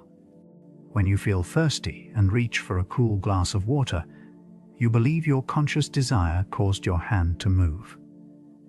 But this perspective suggests that the physical brain had already triggered the movement on its own, and the feeling of desire was just the steam rising after the physical fire was already lit. Your thoughts are merely watching the show, entirely powerless to change a single scene in the play of your life. Sit with that cold feeling for a moment. It means you are a silent observer trapped inside a physical shell. You watch your own hands write, you hear your own voice speak, and you feel your own heart break, yet you are completely unable to influence any of it. Your inner life, which feels so central and powerful, is actually just a shadow cast on the wall by a fire you cannot touch. You are simply watching yourself live your life, riding along in a body that moves itself through the quiet world, hoping the engine keeps running. The trolley problem. Imagine a heavy steel trolley hurtling down a track. The brakes have failed completely. The heavy iron wheels squeal against the metal rails, throwing off sparks as the vehicle gains speed down the slope. Up ahead, 5 track workers are working. They have their backs turned. They cannot hear the warning shouts over the noise of their own tools. They are doomed unless something changes. You are standing near a lever that controls a track switch. If you pull this lever, the trolley will divert onto another track. On that second track, there is only one worker standing. If you do nothing, 5 people die. If you pull the lever, 1 person dies. Mathematically, the calculation is clear.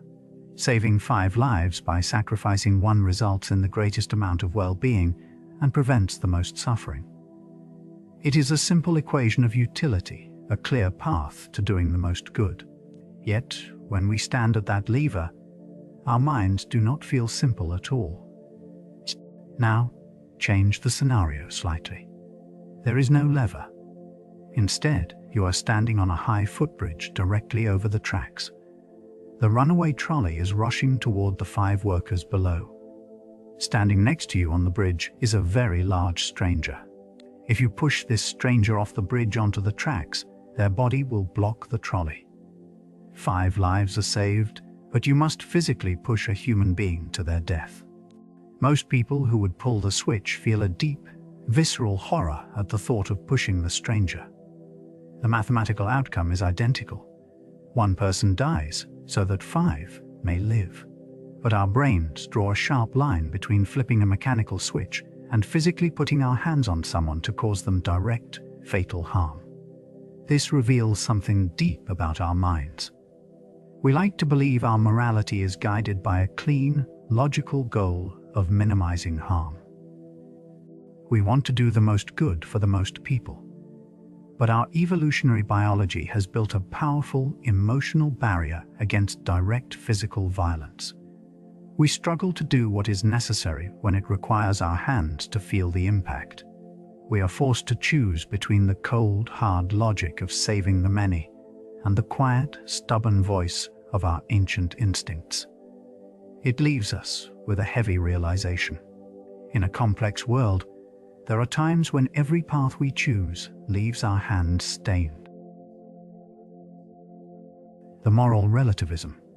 Let us take a quiet step back in time. Imagine standing in a bustling market square more than 2,000 years ago. Around you, people are buying and selling goods, laughing, and living their daily lives. In this ancient world, owning another human being is as normal as owning a wooden plow. Conquest of neighboring lands is celebrated with great joy and pride, and public torture is simply an afternoon distraction for the whole family. The people walking past you are not monsters. They love their children, they write beautiful poetry, they build magnificent temples, and they pray to their gods with sincere hearts. To them, these harsh practices are completely acceptable, and they are seen as a necessary part of a harmonious, natural order. They feel no guilt because their moral compass, shaped by their environment and survival, points in a completely different direction than ours. Now, slowly bring your mind back to the present moment. We highly value equality, human rights, and individual kindness. We treat these modern ideas as if they are permanent, solid foundations of reality, like the ground beneath our feet. Yet, on the grand timeline of human history, these values are very young, fragile, and local inventions. They are quiet agreements we have made with one another, shaped by centuries of cultural shifts and evolutionary needs. If we look up at the cold, silent stars above us tonight, we find no cosmic law book. There is no physical law written into the fabric of the universe that says kindness is good and cruelty is bad. The stars do not care about our human fairness, and the wind does not whisper rules of justice. If humanity vanished tomorrow, the concepts of right and wrong would vanish with us completely, leaving only the silent rotation of lifeless planets in the cold dark. This realization brings a quiet, heavy weight.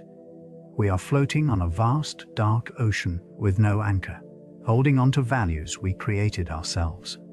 We must decide for ourselves what is good and what is bad without any cosmic guarantee that we are right.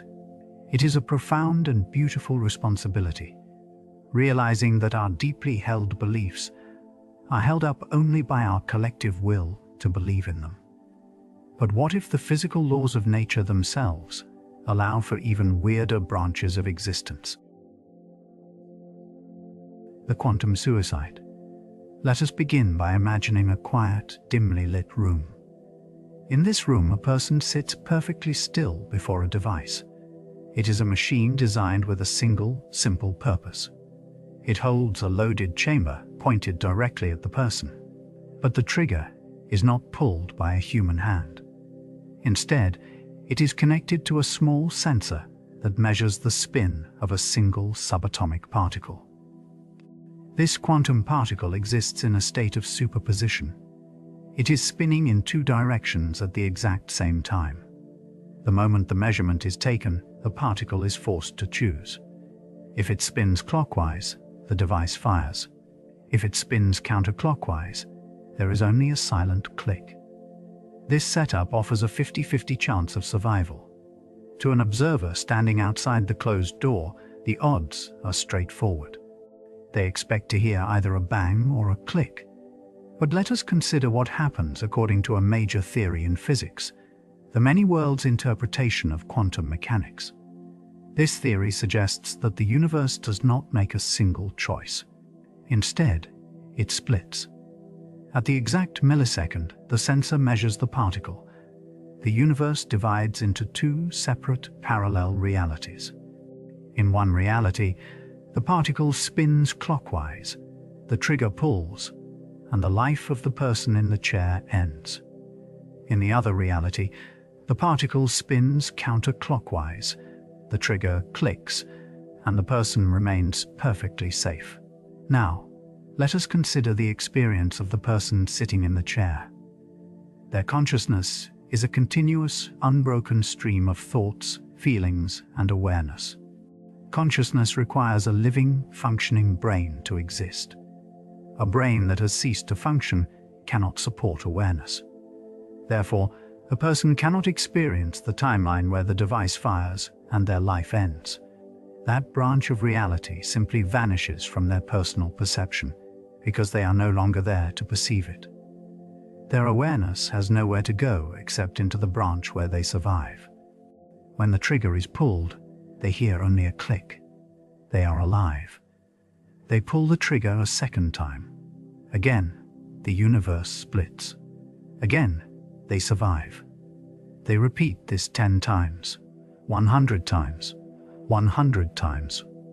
To the outside observer in the original timeline, the person likely dies on the very first shot or shortly after.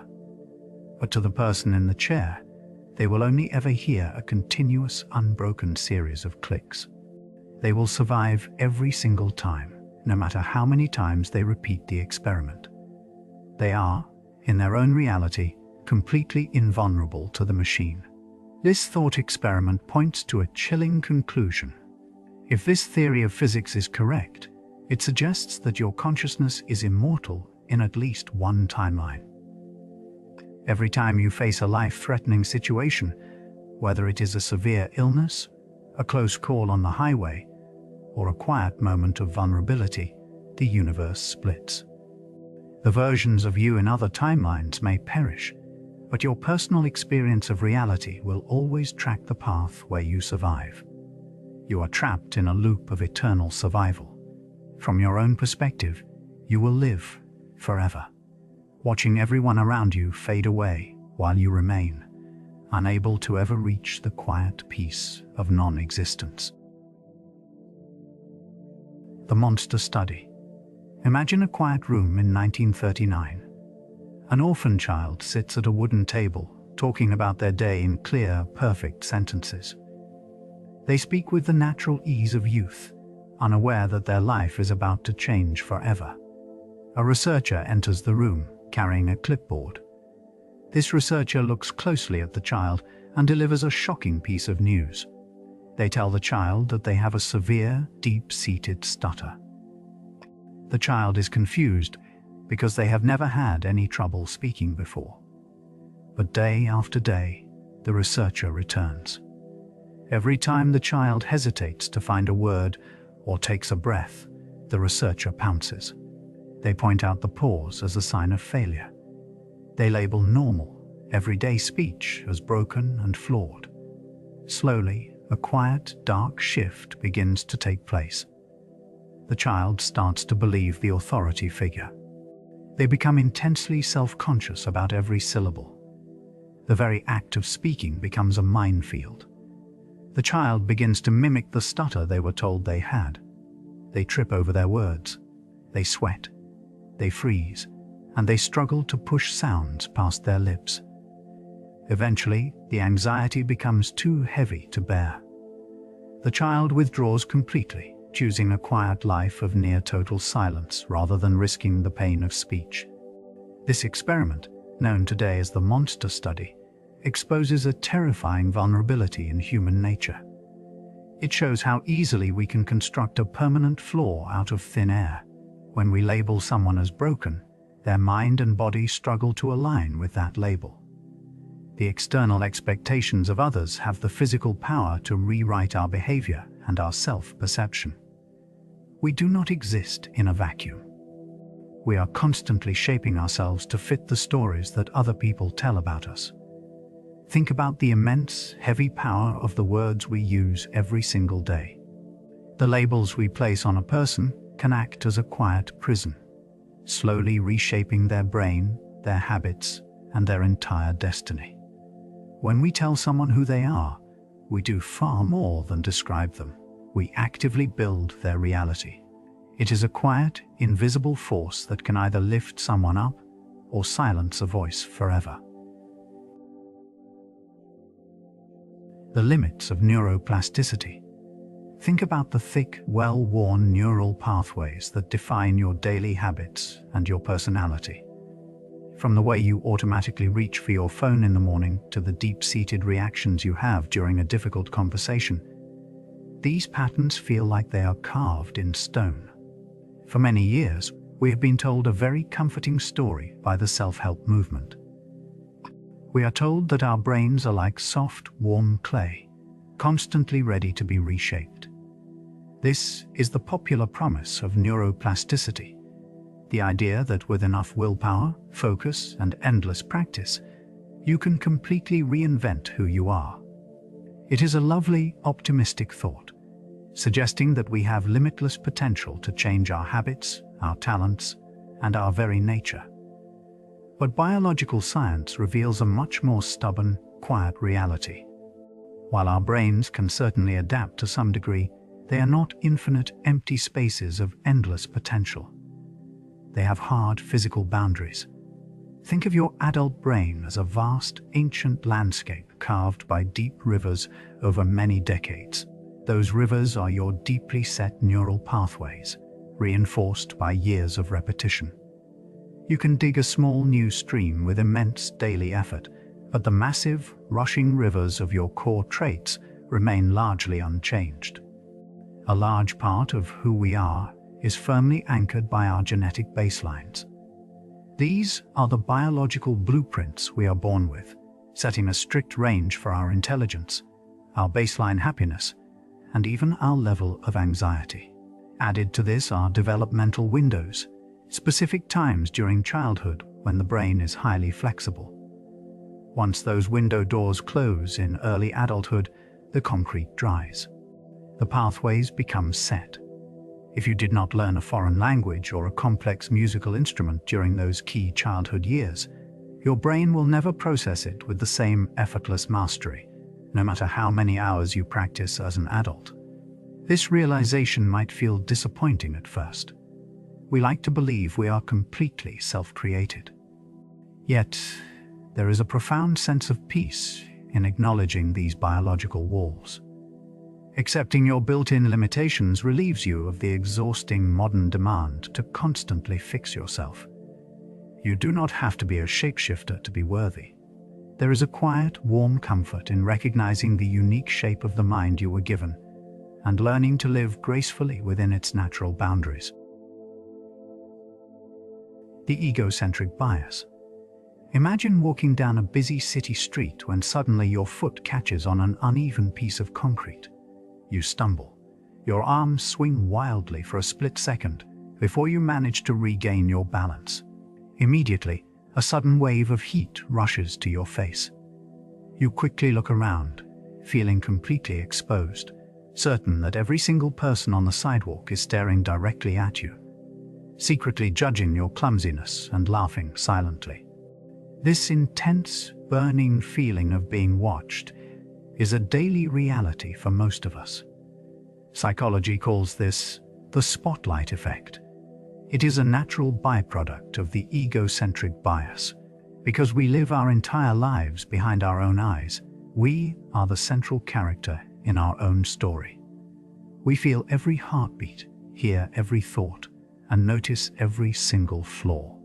Naturally, we assume that everyone else is focusing on us with that same intense level of detail. We walk through the world believing a giant, imaginary spotlight is constantly shining down on our heads, highlighting our messy hair, our stained shirt, or our awkward stumbles. We carry a silent conviction that the world is watching our every move. But the reality of human behavior is quite different. The people walking past you are not looking at your spotlight. They are far too busy adjusting their own. Every single person you pass is locked inside their own head, experiencing their own worries, their own embarrassments, and their own imaginary spotlights. They are wondering if their own clothes look strange, or if they spoke too loudly in their last meeting. They are the main character of their own movie, and in their movie, you are merely a background extra, passing through for a brief second before disappearing forever. They will forget your stumble within 3 seconds because their mind is already racing back to their own lives. When you truly realize this, something shifts. There is a deep, quiet relief in understanding that you are largely ignored. The pressure we place on ourselves to be perfect begins to dissolve. Your mistakes do not linger in the minds of others because they are barely noticed in the first place. You are free to fail, free to look silly, and free to simply exist without the heavy burden of constant judgment. In the grand theater of life, everyone is too busy rehearsing their own lines to notice when you forget yours. The paradox of choice. Let us begin with a quiet evening at home. You settle into your favorite chair, ready to watch a movie. You open a streaming application, and a vast wall of colorful titles appears. You start scrolling. 10 minutes pass, then 30, then 1 full hour. The sheer volume of choices feels like a gift at first, but slowly, a strange exhaustion sets in. Eventually, you turn off the screen and go to bed, having watched nothing at all. This simple, everyday experience reveals a deeper, more unsettling pattern in how we live our lives.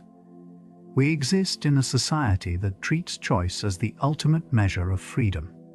We are told that more options will always bring more happiness. Yet, when we are faced with an endless array of paths, our minds often freeze.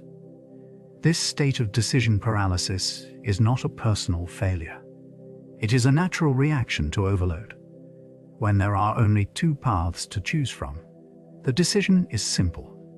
When there are thousands, the mental cost of comparing them becomes overwhelming, leaving us stuck in place. Even when we do manage to make a choice, the abundance of alternatives ruins our satisfaction. We walk away with our chosen option, but our expectations have been artificially elevated. We assume that with so many possibilities, the one we picked must be absolutely perfect. If the option we finally select is merely good, rather than extraordinary, we feel a quiet sense of disappointment. We think about the paths we did not take, feeling a phantom loss for the choices we left behind. This disappointment leads to a subtle form of self-blame. In the past, if a choice turned out poorly, we could blame the world for its limitations. But when options are limitless, any mistake feels like our own fault. We tell ourselves that a better option definitely existed, and we simply failed to find it. This regret lingers, casting a shadow over our decisions, turning our freedom into a quiet prison of our own making. Perhaps true peace comes when we step away from endless freedom and welcome gentle boundaries. When we embrace limits, we free our minds from the heavy weight of constant comparison. By accepting that we cannot experience everything, we learn to appreciate the simple beauty of what is right in front of us. Terror management theory. Consider a grand stone monument carved from granite, rising high into the sky. It is built to stand for centuries, long after the hands that carved it have turned to dust. Standing before these structures, we feel a sense of awe. We admire the craft, the history, the endurance of human effort. But if we peel back the layers of our admiration, we find a quiet, whispering fear. We are the only creatures on Earth who know, with absolute certainty, that we are going to die. This realization is a heavy burden to carry. It sits in the back of our minds from the moment we understand our own existence. To survive without being paralyzed by terror, we have built a clever shield. We create things that will outlast our physical bodies. Psychologists call these creations symbolic immortality projects. Because we cannot live forever in the flesh, we try to live forever through our ideas, our creations, and our cultures. We pour our souls into writing books, building businesses, and raising families, hoping a piece of us will linger in the air long after we are gone. We want to believe that we are special, that we are more than just biological machines destined to break down. This desire is the invisible glue that holds our societies together. We cling tightly to shared stories like religion, nationhood, and fame. These grand narratives give our lives a sense of meaning and order. They allow us to feel that we belong to something eternal, something grander than our fleeting physical presence. By throwing ourselves into these systems, we convince ourselves that we are far more than decaying animals destined for the quiet soil. We are citizens, creators, heroes, believers.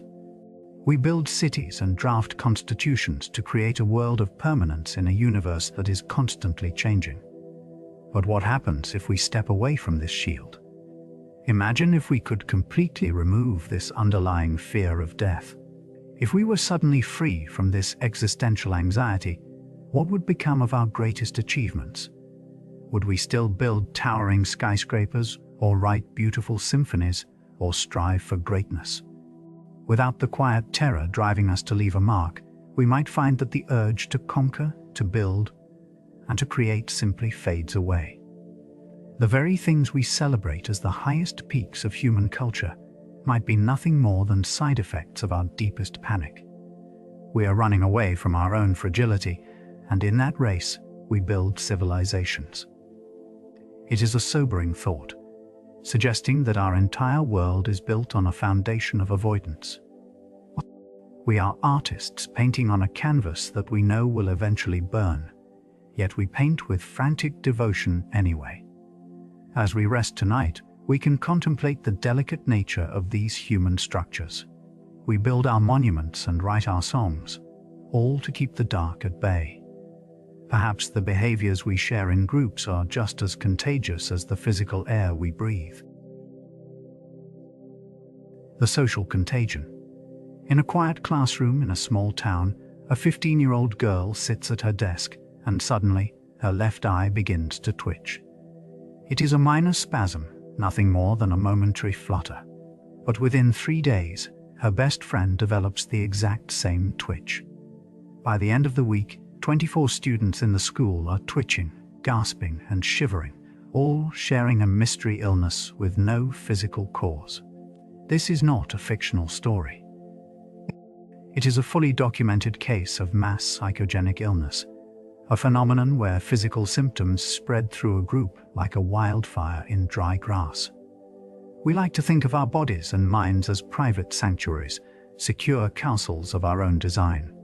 We believe our feelings and physical reactions belong solely to us. But human beings are deeply connected by tiny, silent translators in our brains, called mirror neurons.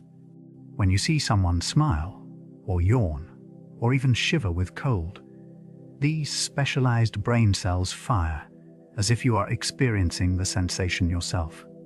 They allow us to feel deep empathy, but they also open a vulnerable back door to our minds, letting the outside world slip in undetected. This silent connection goes far deeper than a simple physical twitch. Emotions and behaviors spread through our social networks exactly like a flu virus. If a friend of your friend becomes happy, your own chance of feeling joy increases, even if you have never met that person. The same rule applies to anxiety, anger, and even our political views.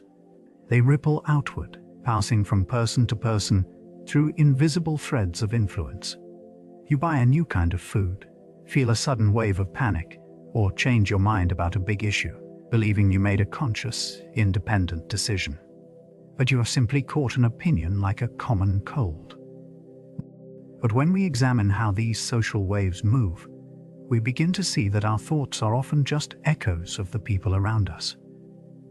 We are constantly catching the emotions and behaviors of friends, family, and strangers on the internet, absorbing them into our own sense of identity. It raises a quiet, unsettling question. When you sit in the silence of your room, feeling a sudden wave of sadness or joy, is that feeling truly yours, or are you simply echoing the heartbeat of someone else who passed by? The overjustification effect. Think back to a time when you had a hobby you absolutely loved.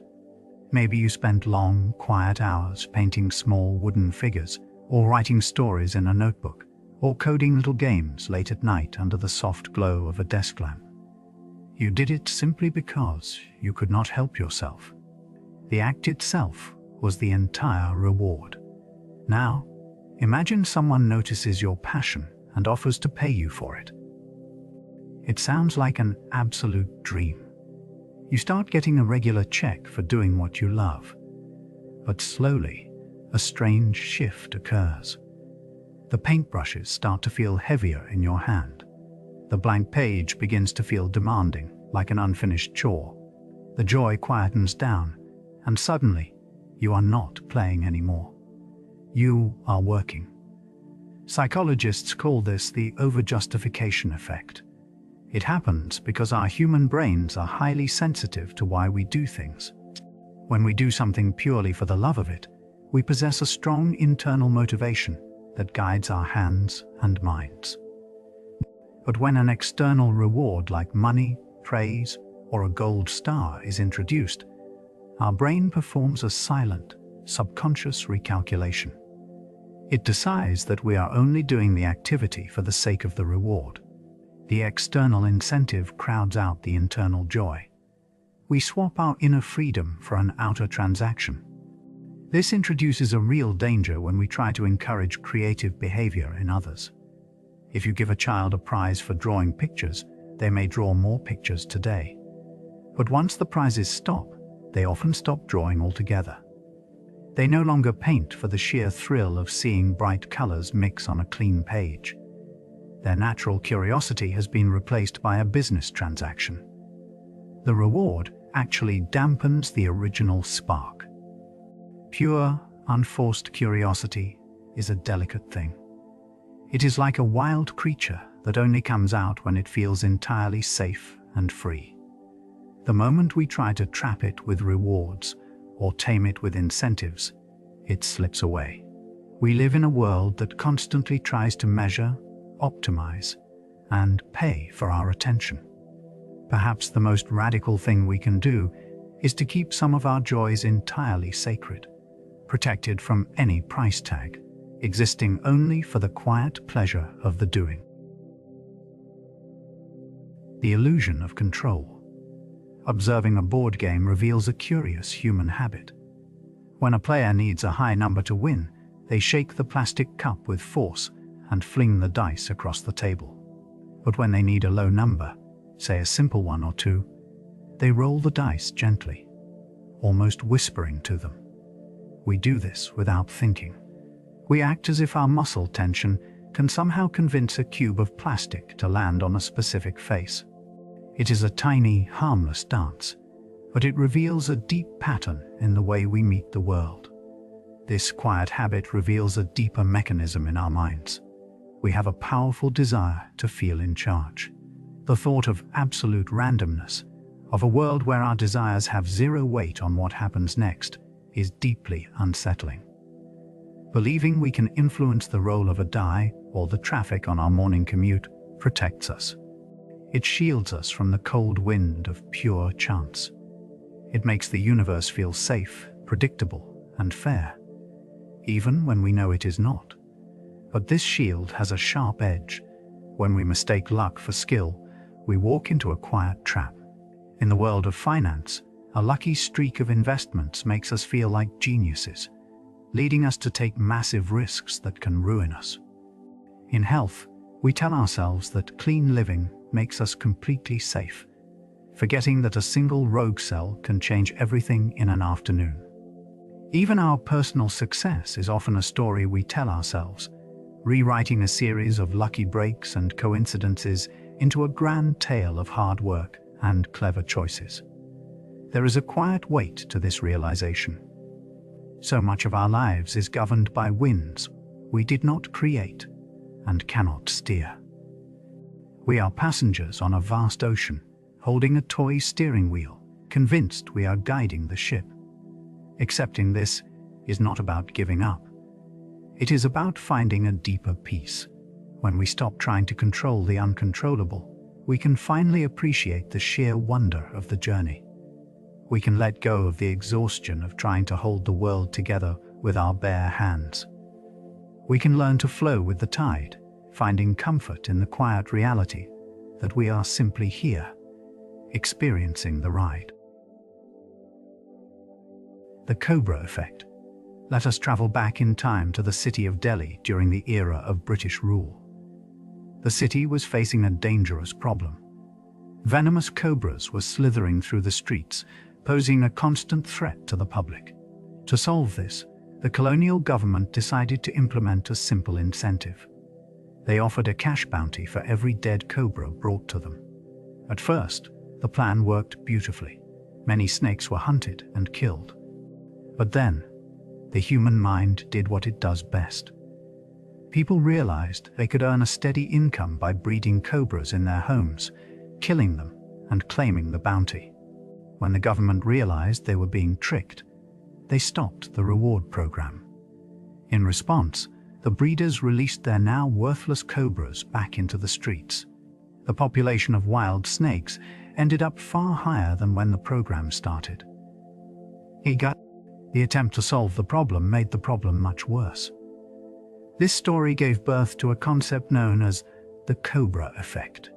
It describes a situation where an attempted solution to a problem makes that very problem worse because of perverse incentives. We like to think of human systems as straight lines. We create a rule, we expect a specific behavior, and we believe the system will follow our path. But human behavior is a complex, adaptive web. When we place a simple rule or reward into this web, people do not always follow the spirit of the rule. Instead, they find the path of least resistance to get the reward. We see this everywhere in our modern world. Consider a company that decides to pay its software engineers based on the number of bugs they fix. Instead of writing cleaner code, the programmers might start writing code with simple, easy-to-fix errors so they can increase their pay. Or think of a school system that measures success solely on test scores. The teachers may stop teaching deep understanding and instead teach only how to pass the test. Whenever we try to force simple rules onto complex human systems, we risk creating the opposite outcome. It is a quiet reminder of how difficult it is to steer human behavior. Every incentive we create is a seed that might grow into something we never expected. The shifting baselines. Imagine a young diver plunging into the warm waters of a tropical ocean reef. To this diver, the water is a beautiful blue, and the scattered patches of coral seem alive and vibrant. They see a few dozen fish swimming through the shadows, and they feel a deep sense of wonder.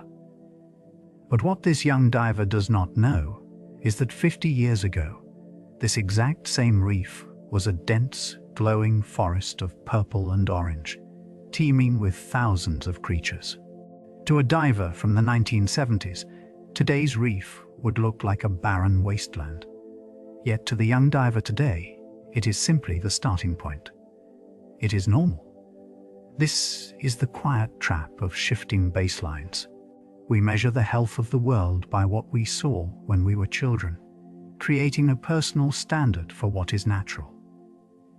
Each new generation enters a world that is already slightly degraded, yet they accept this worn-down state as the absolute standard.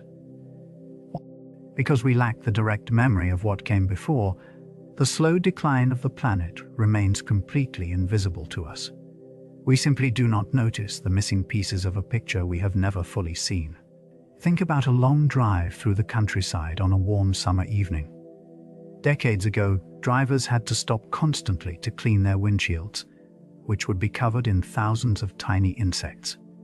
Today, A driver can travel for hundreds of miles through the same fields, and their windshield remains perfectly clear. We might enjoy the clean glass, but we fail to notice the quiet absence of life.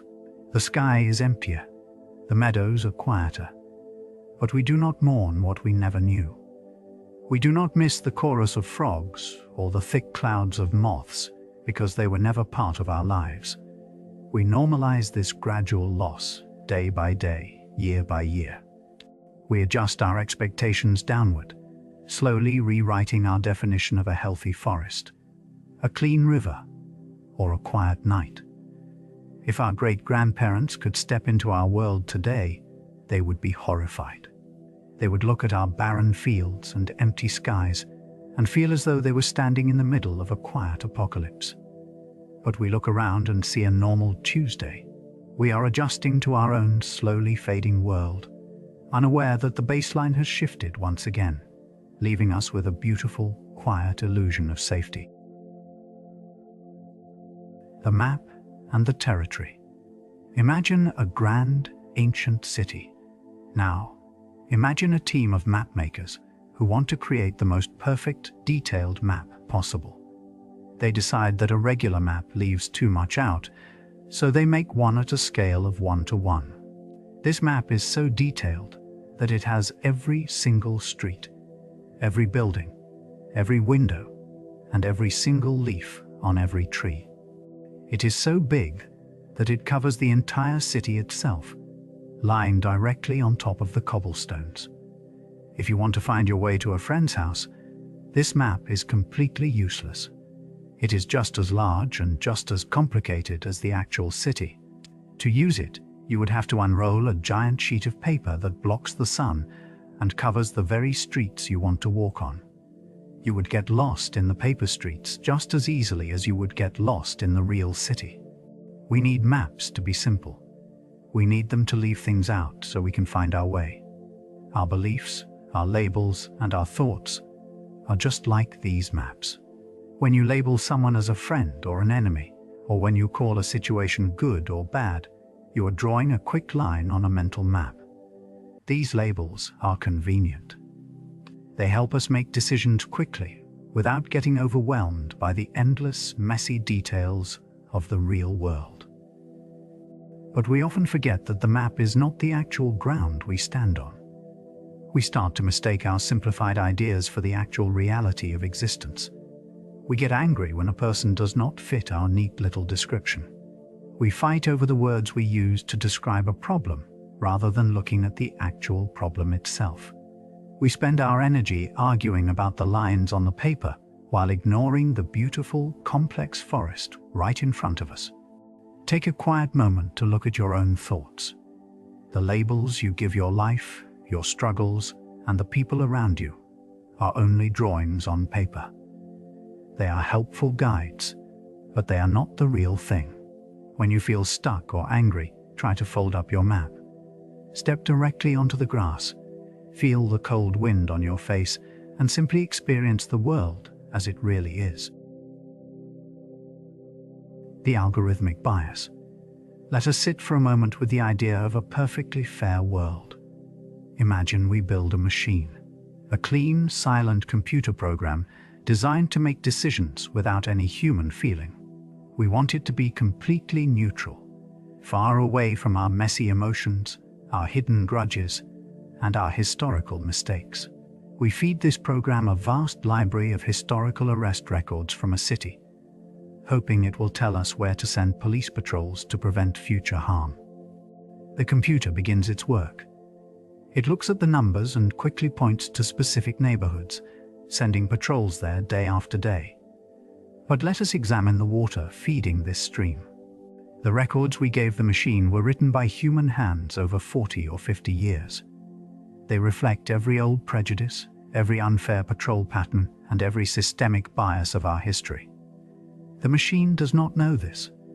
It only knows patterns. It sees that more arrests happened in those neighborhoods before, so it concludes that those areas are inherently dangerous. Now, police officers are sent to those specific streets more often. Because they are standing on those corners more often, they naturally make more arrests. They feed these new arrests back into the computer. The machine nods, confirming its own prediction.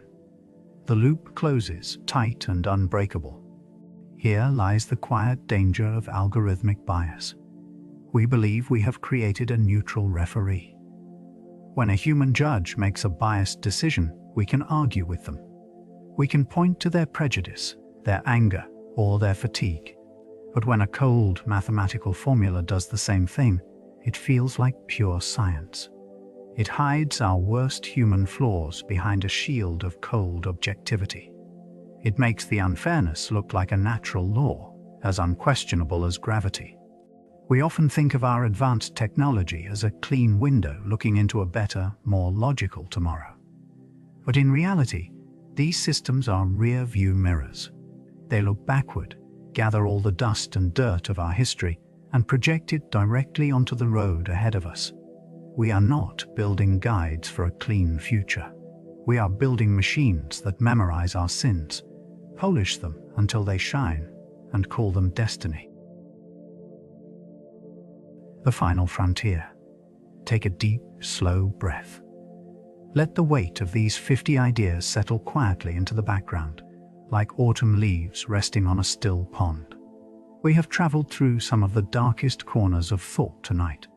We explored the very edges of reality, the invisible boundaries of control, and the strange tricks our own minds play on us. It is completely natural to feel small when we realize how much we do not know and how little we actually command. But let that feeling wash over you without any fear. Realizing our limits does not make us helpless. It sets us free. Think about the deep relief in letting go of the constant need to solve everything. When we accept that some questions have no answers, we stop fighting the universe. We can finally stop trying to predict every single curve of the road ahead. The world does not need us to master it in order to be beautiful. In fact, it is the mystery itself that makes it so. The impermanence of our lives, the fleeting nature of our thoughts, and the vast, silent spaces between the stars. These are not threats. They are simple invitations to exist in this moment, exactly as you are. You are here, right now, listening to the soft hum of the night, breathing in and breathing out. You do not need to hold up the sky. The stars will keep their places without your help. The oceans will rise and fall, and the earth will spin, carrying you safely through the dark space. You do not have to carry the weight of tomorrow or solve the puzzles of yesterday. You only need to be right here. You are a part of this grand, mysterious dance, not its director. There is an immense, quiet peace in that simple realization. As we close our journey for tonight, let all the questions fade away. Let the puzzles dissolve. The night is quiet, and the world is safe in its own mysteries. You have done enough thinking for one day. It is time to let go of the search for certainty, and instead, wrap yourself in the warm comfort of the unknown. Sleep well, my friend. May your dreams be gentle, and may you find rest in the quiet beauty of this moment. Good night.